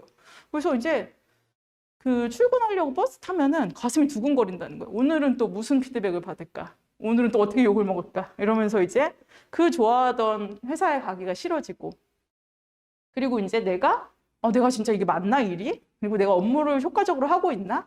내가 팀에 도움이 되는 사람인가? 계속 막 문제만 일으키는 거 아닌가? 이런 식으로 이제 직업 효능감이 떨어지는 거죠. 의문이 생기고. 막 이런 상황이고요. 이분 같은 경우는 이제 그 상사랑 궁합이 안 맞고, 이제 그 상사분도 사실 리더십에 문제가 있는 것 같은데, 어쨌든 이런 일들이 꽤 많이 일어나는 일이고요.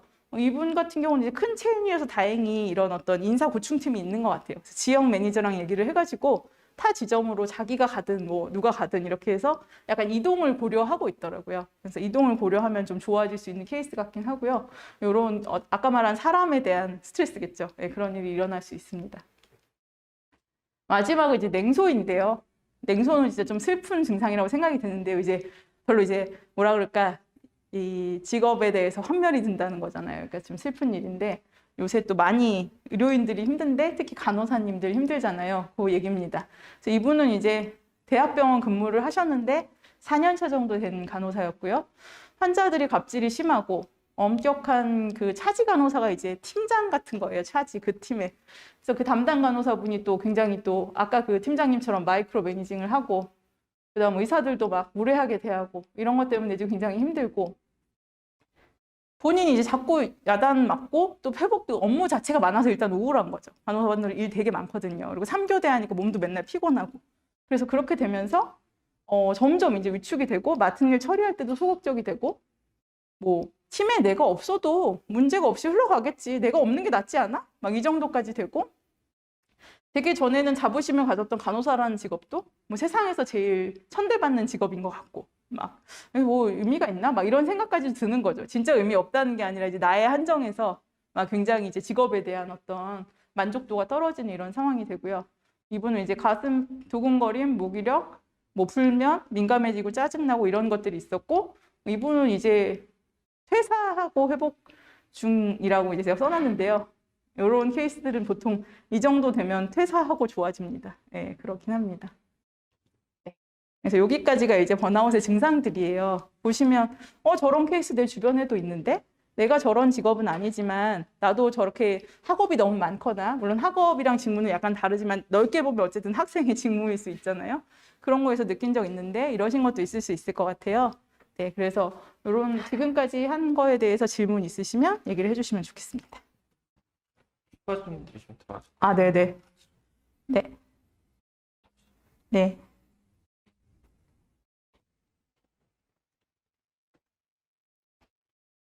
지금 여기서, 네. 네. 네. 사례를 들어주시면 네. 너무 있을 것 같아서 네. 제 미래가 두려웠는데 네. 네. 나오시면 면접 중단도 좀 휴대하기도 좀 애매하죠. 네. 아, 근데 진짜 심하게 오면 저는 휴재를 해야 되지 않을까요? 얘기해가 진단서 써갖고, 예, 진짜, 예, 저는 그렇게 생각하는 것 같아요. 예, 그렇게 생각해요. 왜냐하면 건강이 한번 이렇게 번아웃이 오면 한 번 와서 이제 정말 지치면 회복하는 게 꽤 오래 걸려요. 한 막 6개월에서 길면 1, 2년까지 걸리니까 지금은 굉장히 싫고 나도 이렇게 뭐 독자와의 약속을 지키고 싶고 빨리 한 번에 마무리하고 싶지만 그 1, 2개월을 먼저 가려다가 1년을 늦게 간다 이럴 수 있기 때문에 저는 가능하다면 좀 조절을 하시라고 말씀을 드리고 싶고요. 그게 정말로 안 된다 싶으면 어떻게 좀 뭐 주변에 도움받을 이렇게 뭐 어시스턴트나 이런 어떤 아르바이트 뭐 같이 이렇게 함께 할 수 있는 팀이나 이제 뭐 다른 거에 채색이나 이런 거에 도움을 받으시거나, 그러니까 업무량을 좀 줄이는 거죠. 그렇게 하거나 또 그리고 그래도 계속 해야 될 것 같으면 뭐 정말 바쁘지만 그래도 뭐 정신과 진료나 아니면 어디 가서 수액도 맞고 막 이런 식으로 어떤 서포트를 옆에서 빵빵하게 하면서 가야 되지 않을까, 굳이 가야만 된다면 그런 생각입니다. 네네. 네. 이게 아까 그 네네네. 여기가 이제 밑에서요. 네네네. 그러게요. 되게 비슷한 질문이 지금 학생분께서 해주신 거랑 비슷한 질문이 들어와서 읽어볼게요. 작가님이신가 봐요. 웹툰 작가가 되고 나서 최종 마감을 하고 나서 후련하지만 그 이후 벌써 1년 넘게 연재를 못할 정도로 슬럼프가 심합니다. 심리적인 게 제일 문제가 심한 것 같은데 슬럼프를 해결하는 방법 없을까요? 그러니까 이분 1년 넘으셨어요. 예. 일단은 질문 주셔서 감사하고요.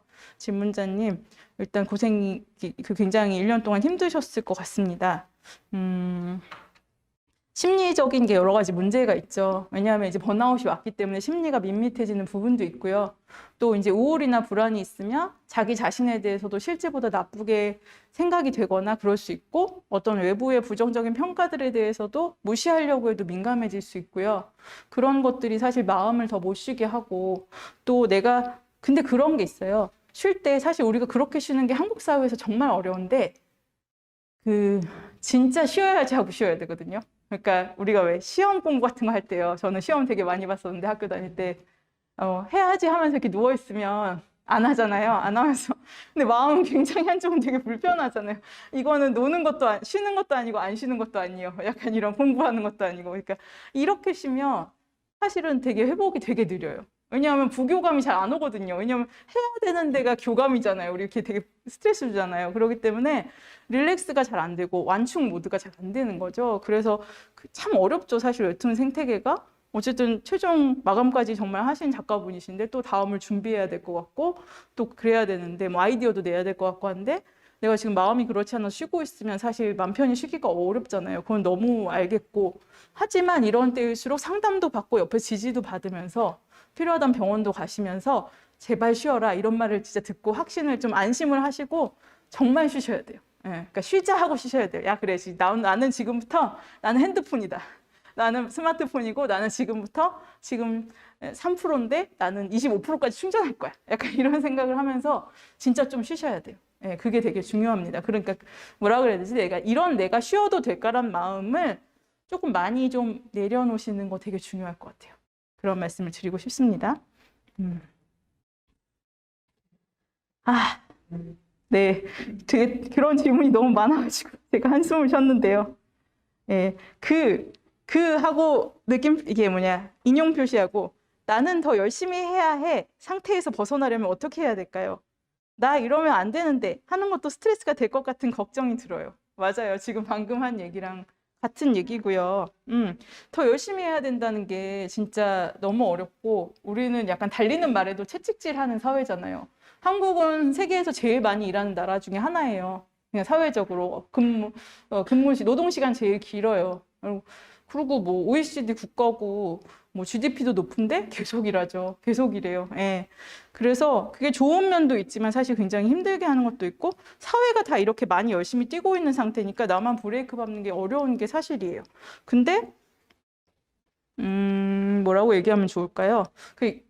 이런 말을 제가 뭐 하기는 어렵지만 특히 이제 내가 또 목표가 있고 또 젊고 체력이 있기 때문에 또 내가 어떤 목표에 도달하기 위해서 나를 불태워야 되는 것도 사실이지만 인생을 살아갈 때 너무 효율성만 생각하면 아주 효율적이고 최적화된 삶을 살려고 하면 더 힘들어지는 것 같아요. 그리고 그게 정신건강에도 좋지는 않을 것 같아요. 제가 좋아하는 말 중에 뭐 춤을 추다가 뭐 발이 실수를 하면 그게 탱고입니다. 뭐 이런 대사가 있었던 것 같아요. 옛날 영화 여인의 향기라는 영화에 나오는 대사인 것 같은데요. 그런 식으로 시행착오나 힘들어서 어쩔 수 없이 쉬는 거나 재충전이나 이런 것들이 좀 효율적이지 않고 뭐 이래도 되나 싶고 좀 지루하기도 하지만 그런 부분이 같이 섞여 있는 게 또 삶인 것 같고 그렇습니다. 그리고 또 하나를 얘기를 드리면 어떤 물리학자가 하신 얘기인데 물리학자에서 그런 얘기 하셨겠지만 세상 모든 것이 파동이다. 뭐 이런 얘기 하셨거든요. 그런 것 같아요. 또 인체를 봐도 심장도 박동이 이렇게 리듬이 있고 뭐 여러 가지가 다 리듬으로 이루어져 있잖아요. 뭐 주기가 있고 우리 바이오 리듬도 있고 몸도 뭐 낮과 밤 뭐 멜라토닌 같은 거 나오고 이러는데 그래서 우리가 우리 에너지도 사실은 늘 똑같게 계속 열심히 이렇게 할 수가 없고 당연히 조금 덜 할 때도 있고 많이 할 때도 있고 이게 자연스러운 것 같거든요. 쌓인 곡선으로 가는 게. 그래서 그런 거를 좀 두고 지금 내가 아래로 내려가는 골짜기구나. 또 좀 있으면 올라가겠지. 이렇게 생각하고 지금 올라가서 힘든데 좀 있으면 쉬자. 이렇게 생각하고 이 리듬을 타는 게 어떻게 보면 지구는 그렇게 돼 있다고 하니까 우리가 이 세상의 룰을 따르는 방법이 또 아닐지 그런 생각이 좀 들었습니다. 그래서 그런 생각을 하면 좋을 것 같아요. 예, 그런 것 같고. 그래서 여기까지 얘기를 하고 또 여기서는 질문 없으실까요? 네.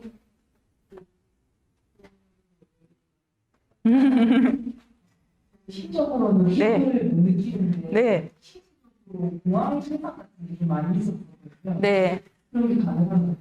그럴 수 있죠. 본인의 이야기이신가요? 그러면 조금 나는 어떤 캐릭터인지 주변에서 뭐라고 하는지 조금만 설명해 주실 수 있을까요? 나는 성격이 좀 이런 편이다. 뭐 MBTI 뭐다? 뭐 이런 거. 스트레스를 좀 많이 안 받는 편이라고 저는 생각하거든요. 네. 근데 목류병이 좀 있는데 네. 깨어나서 계속 욕을 하는데요. 그러니까 그리고 나는 자고 있었는데 옆에서 볼 때는 이렇게 몸도 일으키면서 네, 막 욕설을. 예. 욕을 하고 예. 아, 네네네. 진짜, 예. 예.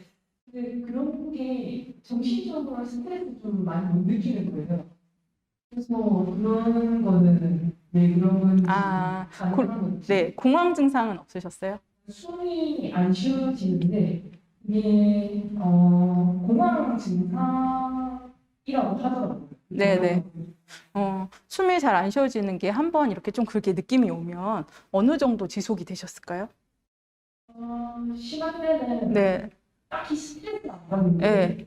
밤에 갑자기 목이 붓고 예. 심장이 두근거리고 네.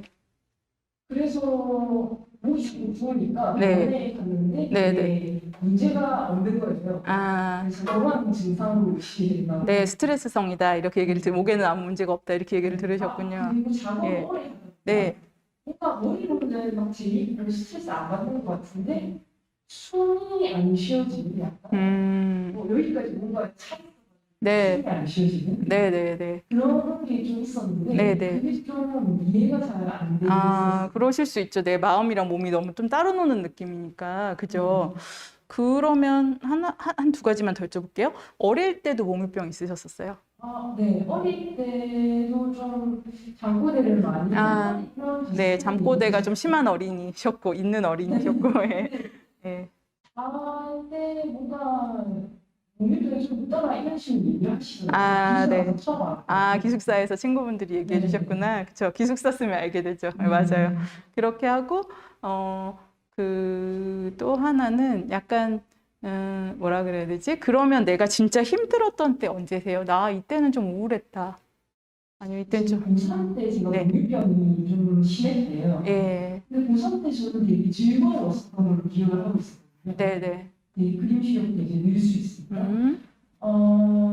제가 힘들었었던 거는 좀뭐 재수할 때 아, 아니면 또 사수할 때 아, 그때 힘든 거 그때는 좀 기분이 가라앉으시거나 좀 스트레스 네. 많이 받으시고 그러셨었어요. 그때는 근데 예. 뭐 숨쉬기 어렵다던가 이런 증상은 거의 없었는데 올해부터 좀 그런 증상이 있더라고요. 네네. 그럼 올해는 되게 이렇게 작업 같은 걸 많이 하셨을까요? 과제 제출하시고 이런 거를? 그렇게까지 많이 하지 않았어요. 그러면은, 그, 작업 중에도 증상이 나타나세요? 네. 아. 좀 작업을 많이 하는데 자주 숨이 좀 안 쉬어지는. 아, 네. 근데 예. 또 그렇게까지 많이라기보다는 조금 오래 했는데 좀 숨이 안 쉬어지는. 그렇다고 막 24시간 연속으로 한 거 네. 이런 거 아닌데, 예, 알겠습니다. 이제 다 여쭤봤어요. 네네. 제가 생각할 때는 이 성향적으로는 조금 무던하다고 해야 될지, 지금 말씀 주신 거 봤을 때는 좀, 또 뭐 어떤 부정적인 생각이 있어도 뭐 그냥 그럴 수도 있지 하면서 약간 넘어가는. 근데 그 넘어가는 게 두 가지가 있는 것 같아요. 하나는 정말 좀 내가 넘어갈 수 있어서 넘어가고 또 상황이 되고 마음이 좀 넓은 이렇게 포용력이 있기 때문에 넘어가는 부분도 있고 대부분 그러실 것 같고 근데 이제 약간 일부는 내가 이러면 안 되지. 좀 그래도 긍정적으로 생각해야지. 이런 마음들도 일부 섞여 있을 수는 있다고 생각이 들거든요. 그게 주는 아닌데, 예. 그래도 어차피 그래봤자 소용없으니까 내가 좋게 생각하자. 아이 뭐 이만하면 즐겁지. 뭐 피할 수 없으면 즐겨라 이런 얘기 하잖아요. 그런 생각들이 있고 이것도 사실 어떻게 보면 좋은 심리 전략 중에 하나는 맞아요. 근데 이제 이렇게 하는데 로딩이 계속되면은 내가 이제 심적으로 좀 받는 부분은 약간 내가 이렇게 좀 억압하거나 무의식적으로 억압하거나 일부러 억압하는 건 아닌데 또는 이제 그냥 넘어가자 이렇게 되는 부분이 있고요. 근데 신체적으로는 이제 피로가 누적돼서 그런 게 있고 체질적으로 몸이 더 민감한 사람이 있어요. 예, 예. 체질적으로 진짜 마음과 연관은 돼 있지만 두 개가 비슷하게 스트레스 받잖아요. 사실은 우리가 몸과 마음이 다 있는 존재니까. 근데 몸이 더 민감한 사람은 몸으로 먼저 와요. 그러니까 아마 그러신 것 같아요. 왜 아까 어릴 때를 여쭤봤냐면 그 신경계가 약간 섬세한 사람들이 어릴 때 몽유병이라 우리가 하는 렘수면 행동장애라고 하거든요. 렘수면이 이제 래피드 아이 무브먼트, 눈알 이렇게 막 움직이는 얕은 잠인데 그때 이제 뭐 움직이거나 이렇게 몸에 원래 그때 근육마비가 돼야 되는데 얕은 잠이라 근육마비가 좀 덜 되는 사람들이 있어요. 그럼 꿈에서 있는 거가 진짜 밖으로 나오는 거예요. 막 걸어다니고 근육이 이렇게 좀 힘이 없어야 되는데 얕은 잠인데 힘이 있으니까 다니고 말하고 막 이렇게 치고 막 이러거든요. 그게 좀 있으셔서 신경적으로 원래 좀 섬세하고 약간 그런 면이 어릴 때부터 있으셨던 것 같아요. 근데 어쨌든 과제도 많고 지금 몸에 피로가 쌓이니까 그게 신경계, 아까 말한 자율신경계의 불균형 증상으로 나타나시는 게 먼저인 것 같고요. 그래서 이런 분들은 난 심적으로 괜찮은데 왜 이러지? 이렇게 생각할 게 아니라 이게 첫 번째 신호구나 이렇게 생각하셔도 돼요. 일반적인 마음이 좀 더 민감한 사람이 좀 더 많을 수도 있는데 그런 사람들은 마음이 힘들고 너무 괴롭고 이런 게 먼저 신호고 몸까지 오면 야 몸까지 증상이 왔어 이렇게 해서 이제 병원에 가거나 하는데 거꾸로라고 생각하시면 돼요. 나는 몸이 먼저 왔고 지금 약간 피곤하구나. 근데 이제 마음도 무거워지면 심하구나. 약간 이렇게 생각해서 지금 피곤한 건 맞다. 근데 막 이렇게 뭐라 그럴까 분명히 관리는 해줘야 되지만 일반적인 경우처럼 이게 더 심한 증상이나 이건 아니다. 하지만 나는 이 신체적으로 민감하니까 관리를 잘 해줘야겠다. 이렇게 생각하시면 될 것 같고요. 그럼 뭐를 어떻게 하냐면 부교감 신경계를 좀 잘 쓸 수 있는 행동들을 많이 활동들을 하시면 돼요. 부교감 신경 어떨 때 좋아지냐면 이완할 때, 몸을 이렇게 릴렉스할 때. 그래서 마음도 편하고 집에 가서 되게 편한 자세로 있는다거나 더 좋은 건 혈액순환도 잘 시키면 좋으니까 조욕이나 반신욕 같은 것도 좋고요.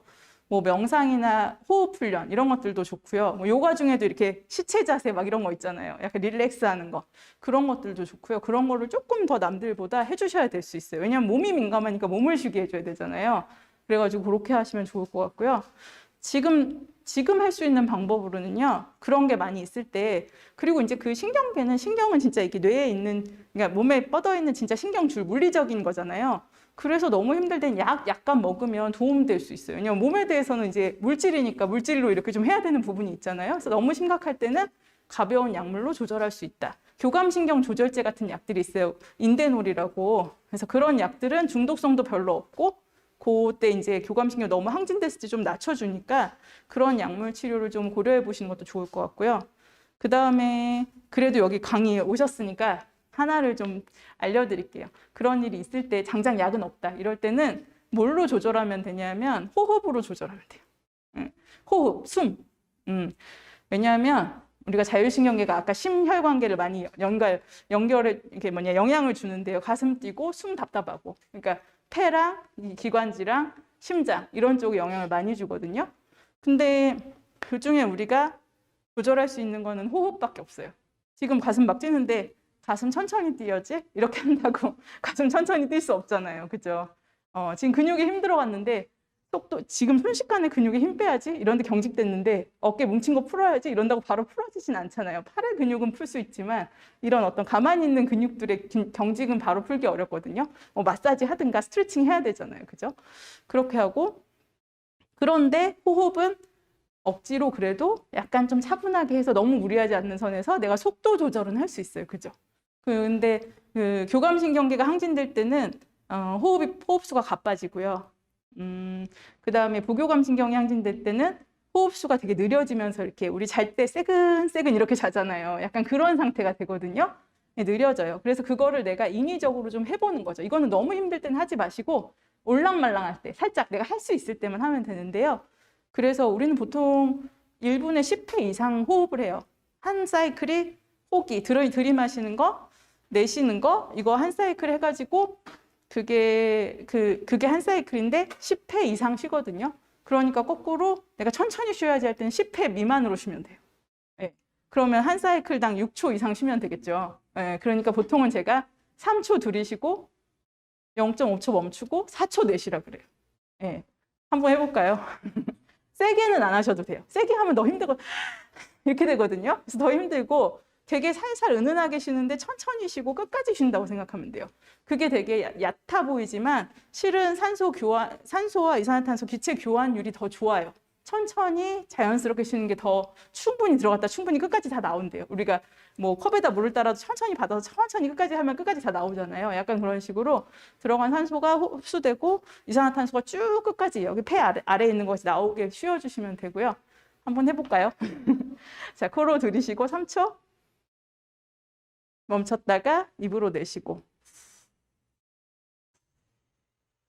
한 번만 다시 해볼게요. 코로 들이쉬고 멈췄다가 입으로 내쉬고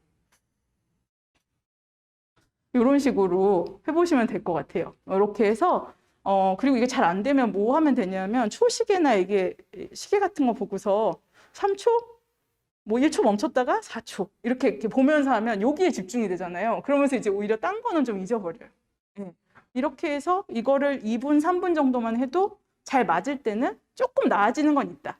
물론 이런 게 있을 땐 쉬는 게 제일 좋고요. 근데 쉬어도 두근거릴 땐 좀 이런 거를 해보시면 좋을 것 같습니다. 네.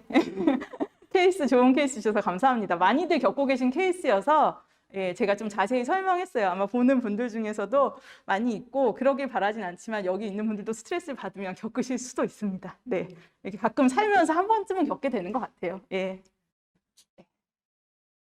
자, 그럼 다른 질문이 없으면 이제 마지막 이제 이걸 어떻게 할 거냐? 아, 네네. 인지능력 저하가 된다고 하시죠. 네네. 아. 인지적 피로 축적이요? 응. 증상인에서 인지 능력 저하가 있다고 했었잖아요. 예, 예. 그 부분에 있어서 네. 혹시 회복할 수 있는 방법 같은 게 있는지. 그게 이제 인지 능력 저하는 아니고요. 인지적 피로 축적인데 이게 약간 달라요. 그래서 아예 진짜 능력이 저하되는 건 아니고, 근데 이제 피로가 쌓이면 속도가 떨어지고 효율성이 떨어지는 거 맞죠? 예. 이 말씀 잘 해주셨고요. 요거는 진짜로 우리가 머리에 쥐난다 그러잖아요. 약간 그런 상태라고 볼 수도 있어요. 머리가 더 가동되기를 거부하는 상태여서 얘는 진짜로 컴퓨터 좀 꺼줘야 되는데요. 예, 그러니까 그런 활동을 오히려 아까 얘기했지만 휴지에도 제가 말씀드렸지만 그게 약간 이런 건데요. 이거를 계속 이어서 하려고 그러면 계속 더 컴퓨터 렉 걸리듯이 그럴 때 한번 꺼줬다 켜는 게 더 낫잖아요. 약간 그렇게 해야지 질질 끌고 가면 나중에 더 에러 나고 이런 것처럼. 그래서 하지만 쉬면 금세 돌아와요. 이거는 진짜 저하가 아니고요. 가역적이고 회복될 수 있는 그 피로 축적이기 때문에 쉬자라는 말씀을 드리고 싶습니다. 네, 네. 감사합니다. 네. 마스크 쓰고 강의를 하니까 좀 힘드네요. 저도. 네. 하지만 이 방역이 여러 명이 계시기 때문에. 네. 그러면은 더 없으시면 마지막으로 가볼게요. 자, 그럼 이제 이 번아웃을 어떻게 돌볼 것이냐 가장 관심이 가는 부분인데요. 가보겠습니다. 네. 막 복잡한 표가 있습니다. 이거 아까 기억나실지 모르겠는데 사회에서부터 시작해서 이 반시계 방향으로 돌았던 그 메커니즘이었죠. 그래서 몸이 꺼버린다. 뭐 이런 얘기 했고요. 몸뿐만 아니라 그 뇌에 대한 부분도 있고 이랬는데 좋아질 때는 제가 생각할 때는 역방향으로 가면 좋을 것 같아요. 이렇게 와서 내 몸으로 왔잖아요. 거꾸로 여기서 시작해서 이렇게 푸는 거죠. 우리가 이렇게 뭐가 꼬여도 반대로 이렇게 풀잖아요. 이렇게 도화지가 말려도 거꾸로 거기서부터 맞는 듯이 이쪽에서 시작하면 어떨까라는 생각을 많이 했어요. 몸에서부터. 그래서 감각재생이 첫 번째에 제가 제안 드릴 수 있는 방법이에요. 자세히 설명을 드릴 거예요, 앞으로. 그리고 두 번째는 이제 감각이 조금 살아나면 감정 돌보는 거. 사실 감정이 많이 밋밋해진 정서적 소진이 주된 증상이기 때문에요. 감정에 대한 돌봄, 재생 이런 걸 좀 해야 될 것 같고 마지막에 이제 관계적인 돌봄이라든가 에너지를 얻는 것들이 좀 필요할 것 같습니다. 이제 아까 얘기 들었지만 번아웃은 제가 여러 가지 그림을 보여드렸는데 그림들이 다 느끼시는 게 막 여러 가지가 연관돼 있고 점점 나빠지는 그런 그래프를 보셨을 거예요. 근데 멈출 수 없을 때 우리가 생기고 외압 때문에, 그죠? 그래서 이 악순환이 계속 도는데 악순환을 끊는 방법은 여러 군데를 다 하는 게 아니라 한 군데 어디든 약한 데를 딱 끊는 거죠. 그러면 이제 끊기잖아요. 그죠? 어디든. 그러니까 여긴 제가 순서를 뭐 이렇게 하면 좋겠다 했지만 그냥 되는 대로 내가 제일 쉬운 부분을 하나만 끊어도 사실은 이게 좀 끊깁니다. 악순환의 고리가. 그래서 그 부분이 굉장히 중요하다. 이런 얘기를 드리고 싶고요. 자세히 어떻게 끊는가 이제 보겠습니다. 하지만 그러기 전에 이 얘기를 드리고 싶어요. 이 회복에 걸리는 시간에 대한 이야기인데요. 제가 이제 그 클럽하우스라는 처음에 음성 서비스가 생겼을 때 출판하고 얼마 안 됐을 때여서 번아웃방을 한 10번 정도 일주일에 한 번씩 각 직역별로 운영을 해봤어요. 그래서 종이를 받고 본인 경험도 듣고 뭐 예를 들어 NGO 관련 일하시는 분들의 어떤 활동가분들의 어려움, 뭐 어느 날은 대학원생, 뭐 어느 날은 정말 작가 창작자들, 뭐 이런 식으로 어느 날은 그냥 뭐 회사원들 뭐 이렇게 해서 들었는데 그분들이 이제 공통적으로 본인의 경험을 나눠주시기도 하고 질문도 많이 하셨는데 제일 많이 받은 질문, 어떻게 하면 빨리 나을 수 있나요? 어떻게 하면 효율적으로 회복될까요? 이 질문 제일 많이 받았어요. 지금 죽겠는데 빨리 낫고 싶어요. 너무 당연한 질문이죠. 예. 근데 생각해보면 우리가 이제 효율적으로 살다가 번아웃이 걸렸는데 번아웃도 효율적으로 날려고 그러면 번아웃이 또 하나의 숙제가 되잖아요. 번아웃이 이번 프로젝트야. 이번 프로젝트는 번아웃 회복이다. 뭐 이런 느낌이잖아요. 예. 프로젝트가 하나 더 생겼네. 막 이렇게 되니까 그렇게 하면 안 되고요. 예. 그리고 이제 그거를 더 알 수 있는 게 그 다양한 경험을 해주신 분들이 이렇게 자기 경험을 회복되신 분들도 와서 얘기를 많이 해주셨어요. 근데 그분들이 얘기한 경험을 종합해 보니까 이게 이제 약간 저의 어떤 작은 임상인데 최소 6개월 걸린대요. 최소. 진짜 빨리 좋아진 분이 6개월 관리하고 좀 잘 쉬어주고 했더니 좀 나아지더라. 최소입니다, 최소. 길면 몇 년, 막 3년, 5년도 제가 봤어요. 예. 번아웃은 이제 저도 스마트폰 배터리 비율을 좋아하는데요. 말하자면 마이너스 배터리 상태라고 보시면 돼요. 마이너스란 말이 좀 웃기지만, 저는 되게 잘 그러는데 정신이 없어서 충전 안 하고 아침에 바빠서 그냥 나가서 들고 다니다 보면 중간쯤에 꺼지잖아요. 예, 그래서 근데 충전기가 없대 또 오늘따라. 그러면 이제 그냥 꺼져서 어떡하지 이렇게 하고 들고 다니다가 밤에 집에 가서 딱 꽂으면 바로 안 들어와요. 불도 안 들어와요. 한참 꽂아놓으면 나중에 이제 배터리 모양 빨간색으로 이렇게 뜨잖아요. 빈 거. 그리고 한참 또 꽂아놓으면 이제 상표 이렇게 딱 나오면서 사과 이런 거 나오고 그다음 빵 나오고 2% 이렇게 뜨거든요. 그러니까 번아웃은 사실은 이 2%가 있는 상태도 아니고 그냥 진짜 꺼진 상태 있잖아요. 그러면 그 0%까지 만드는 게 그러니까 마이너스에서 0까지 그러니까 화면 들어올 때까지 만드는 게 한 3개월은 걸린다. 예. 그리고 그 다음에 우리가 배터리가 좀 찼다 그러려면 그래도 빨간색은 벗어나서 20% 이상은 차야 되지 않겠습니까? 그게 이제 또 한 최소 3개월, 많으면 몇 개월이 걸린다. 그러니까 좀 6개월 이상 걸린다는 거죠. 일상을 유지한다는 거는요, 사실은 우리가 일을 마쳤을 때 되게 특별한 날이 아니면 퇴근했을 때, 그러니까 일을 끝냈을 때, 오늘 작업 끝했을 때 10도 아니야. 20 정도는 최소 남아있어야 돼요. 예. 오늘 일을 마쳤을 때 침대에 기어가면 안 되고요. 예. 좀, 일 마쳤으니까 샤워 좀 한번 하고, 뭐 친구랑 전화도 한번 하고, 맛있는 것 좀 먹고, 이 정도는 돼야 회복할 것도 에너지잖아요. 회복할 에너지가 있어야 되잖아요. 근데 너무 일이 많으면 0까지 하니까 회복을 못 하는 거예요. 그럼 다음날 더 나쁘겠죠. 마이너스를 할 수밖에 없겠죠. 그렇기 때문에 20까지는 올려야 된다. 이런 얘기들이 많았어요. 그래서 이 얘기를 해주면 근데 많은 분들이 또 안 도와하시기도 해요. 왜냐하면 본인이 번아웃인 것 같아서 쉬고 있는데 안 좋아져서 너무 걱정이 많으셨던 거예요. 이거 이러다가 계속되면 어떡하나. 근데 차라리 이 정도는 최소 걸린다고 하니까 마음이 놓이셨다는 분도 있어요. 예, 그래서 이렇게 약간 길게 보고 내가 너무 고생했구나. 좀 찬찬히 쉬면서 충전해보자. 이런 느낌을 좀 가지면 좋을 것 같습니다. 네, 감각 재생을 볼 건데요. 이거는 뭔가 하면 몸의 감각에서 시작하는 거예요. 번아웃을 겪은 분들이 하는 얘기가 아까도 계속 얘기 드렸지만 삶에 낙이 없대요. 뭘 해도 재미가 없대요. 예. 이제 힘드니까 자기도 회복해 보려고 옛날에 좋아했던 거 막 다 하시거든요. 뭐 좋아하는 콘서트도 가고요. 예. 뭐 굿즈도 사고요. 막 예. 좋아하는 덕질도 하고요. 뭐 여러 가지 좋아하는 친구랑 뭐 맛집도 가고 막 하는데 좋긴 좋은데 좀 피곤하고 빨리 확 이렇게 돌아오는 것 같지도 않고 옛날 감흥의 한 70%도 안 오고 그러니까 더 속상한 거 있잖아요. 그렇게 되는 거예요. 그러니까 너무 이제 밋밋해진 상태고 즐길 에너지도 없는 거죠. 그래서 얘를 억지로 내가 감정 즐겁게 해야지, 생생하게 해야지 한다고 될 일은 아니에요. 그래서 오히려 이럴 때는 몸에서부터, 감각에서부터 새로 깨우는 게 좋을 것 같아요. 그러니까 다 이렇게 지쳤는데 되게 원초적인 것부터 다시 이렇게 살아나는 새싹처럼 다시 만들어준다고 생각을 하면 되거든요. 그렇게 되면 중요한 게 감각인 것 같아요. 우리가 아기들이 처음 세상에 태어났다고 생각하면 우리가 다시 이제 좀 다시 회복해보고자 배터리를 다시 켰어. 그렇게 생각하면 제일 먼저 느끼는 게 감각이잖아요. 오감이잖아요. 시각, 청각, 촉각, 미각, 후각 이렇게. 예. 그래서 그런 거를 묘사를 해보거나 새로 느끼는 것처럼 해보는 거예요.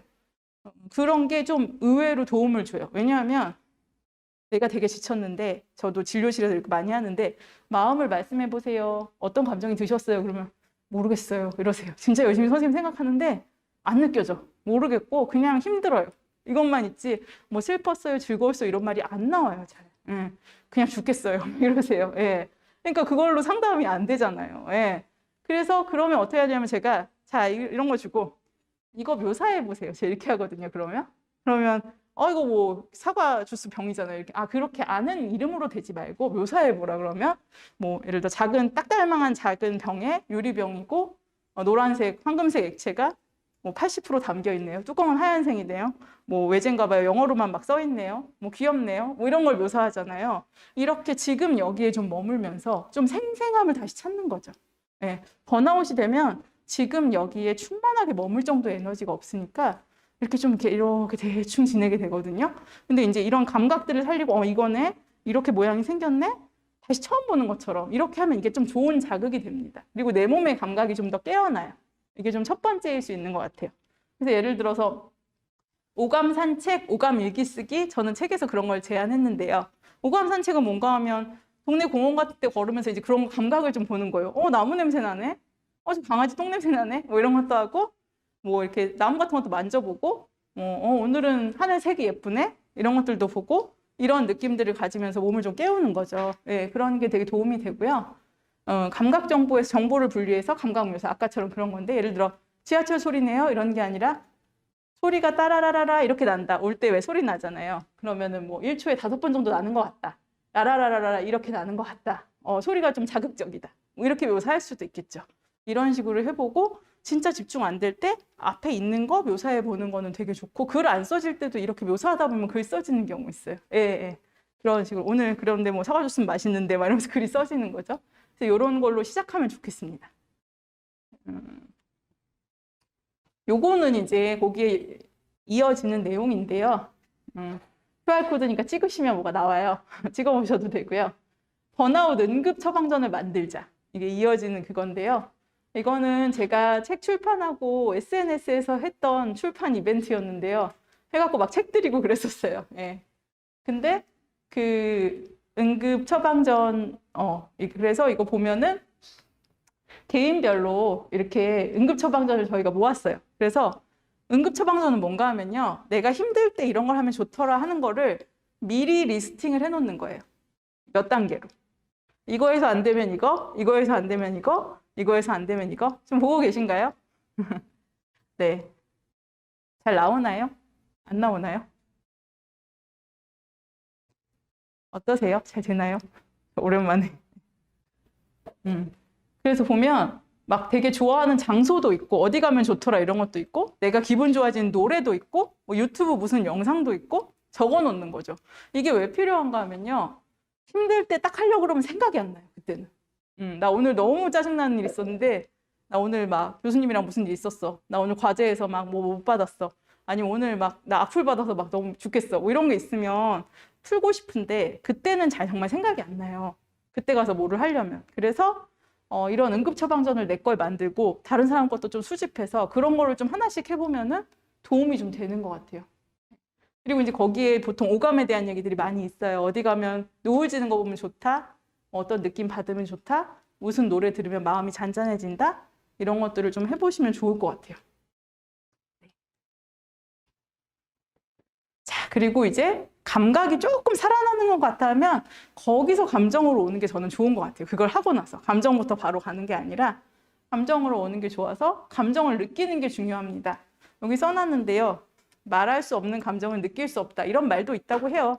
이게 꼭 맞는 말은 아니지만 이런 면이 있죠. 우리가 언어로 또 표현하면서 후련해지는 게 있고 스스로 정리되는 것도 있기 때문에. 그래서 감각과 감정을 천천히 발견하고 말해보는 거를 좀 하면 좋을 것 같아요. 여기 보면 이제 감정 단어들을 모아놨어요. 보시게 되면은 되게 다양해요. 우리는 뭐 흔히 그냥 행복하다 하지만 거기에도 밑에 다양한 종류가 있잖아요. 뭐 되게 감사한 기쁨이 있다거나 뭐 편안하다거나 뭐 그다음에 약간 흥분되면서 즐겁다거나 이완되고 릴렉스된 느낌이라거나 좀 스트레스가 풀리는 것 같다거나 약간 기분 좋게 고양되는 느낌이라든가 뭐 자신감이 있고 기쁜 느낌이라든가 이런 식으로 다 다르죠. 슬프다라고 말한 거에도 굉장히 사실은 다양하게 표현할 수 있죠. 애도를 하는 경우도 있고 그 다음에 굉장히 마비되듯이 슬플 수도 있고 막 우울하면서 슬프기도 하고 막 너무 역겨우면서 슬플 수도 있는 거고 막 이런 식으로 막 다양한 눈물이 막 철철 나기도 하고 이런 부분들이 있을 수 있습니다. 그래서 이런 것들을 내가 자세히 묘사해 보는 건 되게 도움되고 그리고 내가 내 감정을 말로 하면서 느끼는 약간 카타르시스 같은 게 있을 수 있거든요. 그래서 그리고 그걸 나눌 때 또 친한 친구랑 그런 게 편하게 얘기가 되면 되게 좀 이렇게 통하는 느낌도 들고 수용받는 느낌도 들잖아요. 그래서 이런 감정을 차분하게 표현해 보는 거 좋을 것 같습니다. 네. 그리고 이제 또 하나가 있는데 이제 여기는 이제 자신과의 대화에 대한 얘기가 있어요. 셀프 리플렉션, 자기 반영이라고 하고요. 셀프 코칭이라고도 합니다. 그래서 뭔가 하면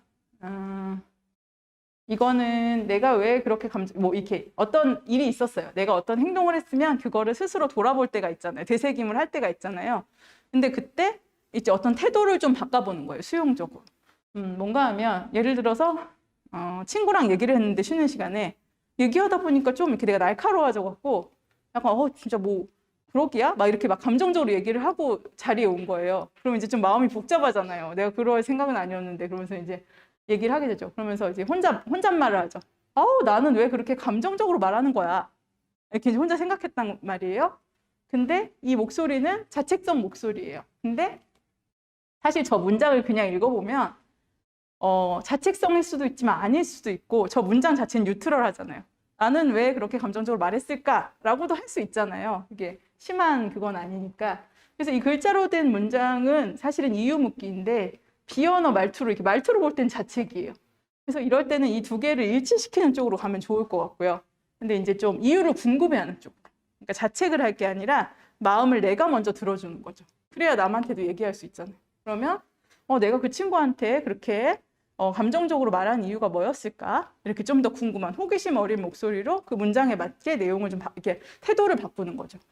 이렇게 되면은 이유를 채우게 되고 내 욕구나 감정을 확인할 수가 있어요. 그래서 나는 그 이유를 좀 생각해 보니까 그때 그 상황에서 그 친구가 내 마음을 좀 받아주고 이해해주길 바랬구나. 근데 친구는 뭐 그때 이렇게 말았어야지 이런 식으로 방법을 말하거나 내 마음을 이해해주지 못하니까 내가 좀 감정적으로 좀 예민해졌나 보다. 이렇게 느낄 수 있는 거죠. 이게 자책보다 조금 더 깊은 수준의 자기 이해가 될 수 있고 다음에 또 그 친구랑 대화할 때 이런 내용을 말해줄 수도 있잖아요. 그때 미안했어. 근데 내가 보니까 나는 그런 마음이어서 그랬고 너한테 일부러 막 화를 내고 너를 불쾌하게 하는 의도는 아니었다. 근데 미안하다. 내가 감정적으로 말해서 그 자체는 잘못했어. 뭐 이렇게 말할 수도 있잖아요. 이런 식으로 대화에도 도움되고 일단 내가 나를 자책하지 않고 내가 나를 이해하는 데 더 도움이 돼요. 감정을 또 내 감정을 잘 알 수 있죠.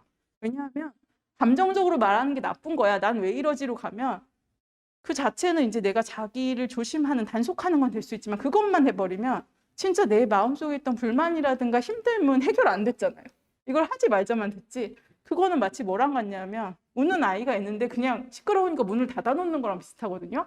아이가 너무 울면 무슨 행사가 있을 때 아이한테 에티켓을 가르치는 것도 중요하겠죠. 애기야 이렇게 사람 많고 이렇게 좀 조용하게 할 때는 강의할 때는 울면은 좀 방해가 되니까 가급적 좀 조용히 해보자 이렇게 할 수는 있지만 그거는 어떤 겉의 행동을 단속하는 거지. 너 왜 이렇게 슬프니? 라든가 결국은 힘든 거 있으면 나중에라도 들어줄게. 이런 걸 해서 얘가 진짜 슬픈 부분을 알아줘야 얘가 멈추잖아요. 그냥 조용히 해. 그러면 안에서 계속 울겠죠. 소리만 안 들릴 뿐이지. 그러니까 그런 상태가 되는 거를 방지하기 위해서는 내가 내 마음의 소리를 호기심을 갖고 들어줘야 돼요. 자책하면서 들으면 안 돼요. 잘 말 안 해줘요. 우리도 애기 우는데 왜 울어? 이렇게 하면 말 안 하잖아요. 더 울죠. 근데 예를 들어 진짜 뭐가 슬펐던 거야? 뭐가 힘들어? 그럼 애기들이 말한다고요. 제가 사탕을 뺏어갔어요. 이렇게 얘기하면은 내가 그거 이렇게 야단쳐 줄게. 아니면 사탕 내가 다시 줄게. 이렇게 하면 애가 멈추잖아요. 그러니까 그런 거를 좀 생각해 보시면 좋을 것 같아요. 네. 그다음에 이것도 되게 중요한데요. 자기주장 화법입니다. 이게 이제 어떻게 보면 좀 마음이 여린 작가님들한테 꼭 말씀드리고 싶은 건데요. 이 assertiveness라고 하고 단호한 자기 표현이라고도 얘기합니다. 이게 뭔가 하면은 할 말은 한다. 이런 거죠. 이렇게 차분한데 할 말은 한다. 내 경계를 지킨다. 내 경계는 나의 것. 여기가 금이에요. 저는 여기까지가 한계인 것 같습니다를 얘기하는 거예요. 네. 그래서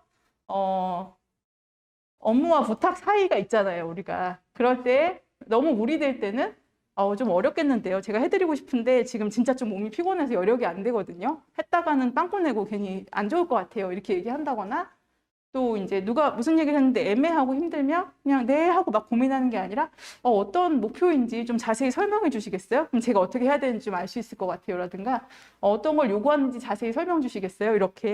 이런 식으로 얘기를 하면서 나의 편안을 추구하고 나 자신을 보호하고 이런 거죠. 이거 어떨 때 많이 쓰이냐면요. 뭔가 결정 지을 때.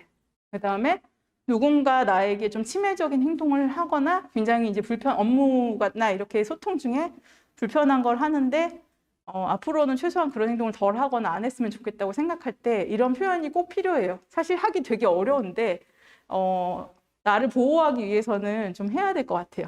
대신 목적을 잘 알고 있으면 돼요. 이 목적은 우리가 서로 더 좋은 대화를 하고 좋은 협업을 하기 위해서라는 목적을 갖고 있으면 어렵지만 해나갈 수 있을 것 같아요. 예를 들어 나랑 어떤 담당자분이랑 얘기를 하는데 그분이 계속해서 조금 자기도 모르게 비난하는 말투를 쓰시거나 평가하는 말투를 쓰는데 그게 너무 조금 힘들어. 그래서 대화가 잘 안 될 정도고 내가 너무 막 이렇게 마음이 너무 어려워져. 그럴 수 있잖아요. 그러면 이제 그렇게 얘기를 하는 거죠. 담당자님 저랑 얘기하실 때 이렇게 좀 너무 평가적인 아까 그런 발언이나 이런 거는 제가 좀 너무 힘들고 만약 그렇게 반복되면 우리가 대화하기가 어려워져서 작품에도 안 좋을 것 같은데요. 어렵지만은 그런 표현은 좀 지양해 주실 수 있을까요? 이런 식으로 그러면 아마 더 좋은 대화를 할 수 있을 것 같아요. 물론 이렇게 했을 때 또 안 받아들이는 분도 있으세요. 근데 일단 내가 나를 보호하기 위해 시도는 해보는 게 좋다고 생각해요. 그게 안 돼야 다음 단계로 뭐 바꿔주세요 이러든가 갈 수 있잖아요.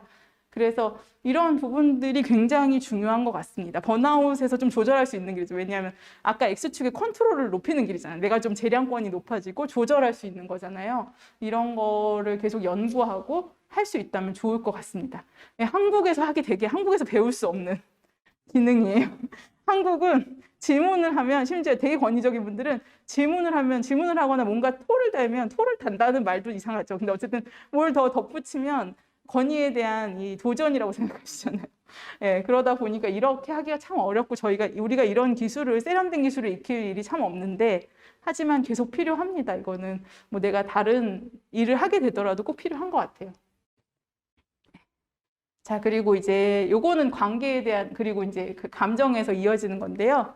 연결감이라는 거는 저랑 스튜디오 마인드맨션이라고 저랑 같이 협업하는 정신건강 콘텐츠 기업이랑 같이 좀 만든 개념이에요. 연결감은. 그래서 원래 이 말이 되게 드물게 쓰이고 있었는데 저희가 새롭게 이렇게 좀 말을 정리를 했고요. 그래서 이거는 서로 판단하지 않고 평가하지 않는 대화 속에서 느끼는 어떤 순간의 그 안전한 느낌이거든요. 그 연결감이라고 저희가 얘기를 했고요.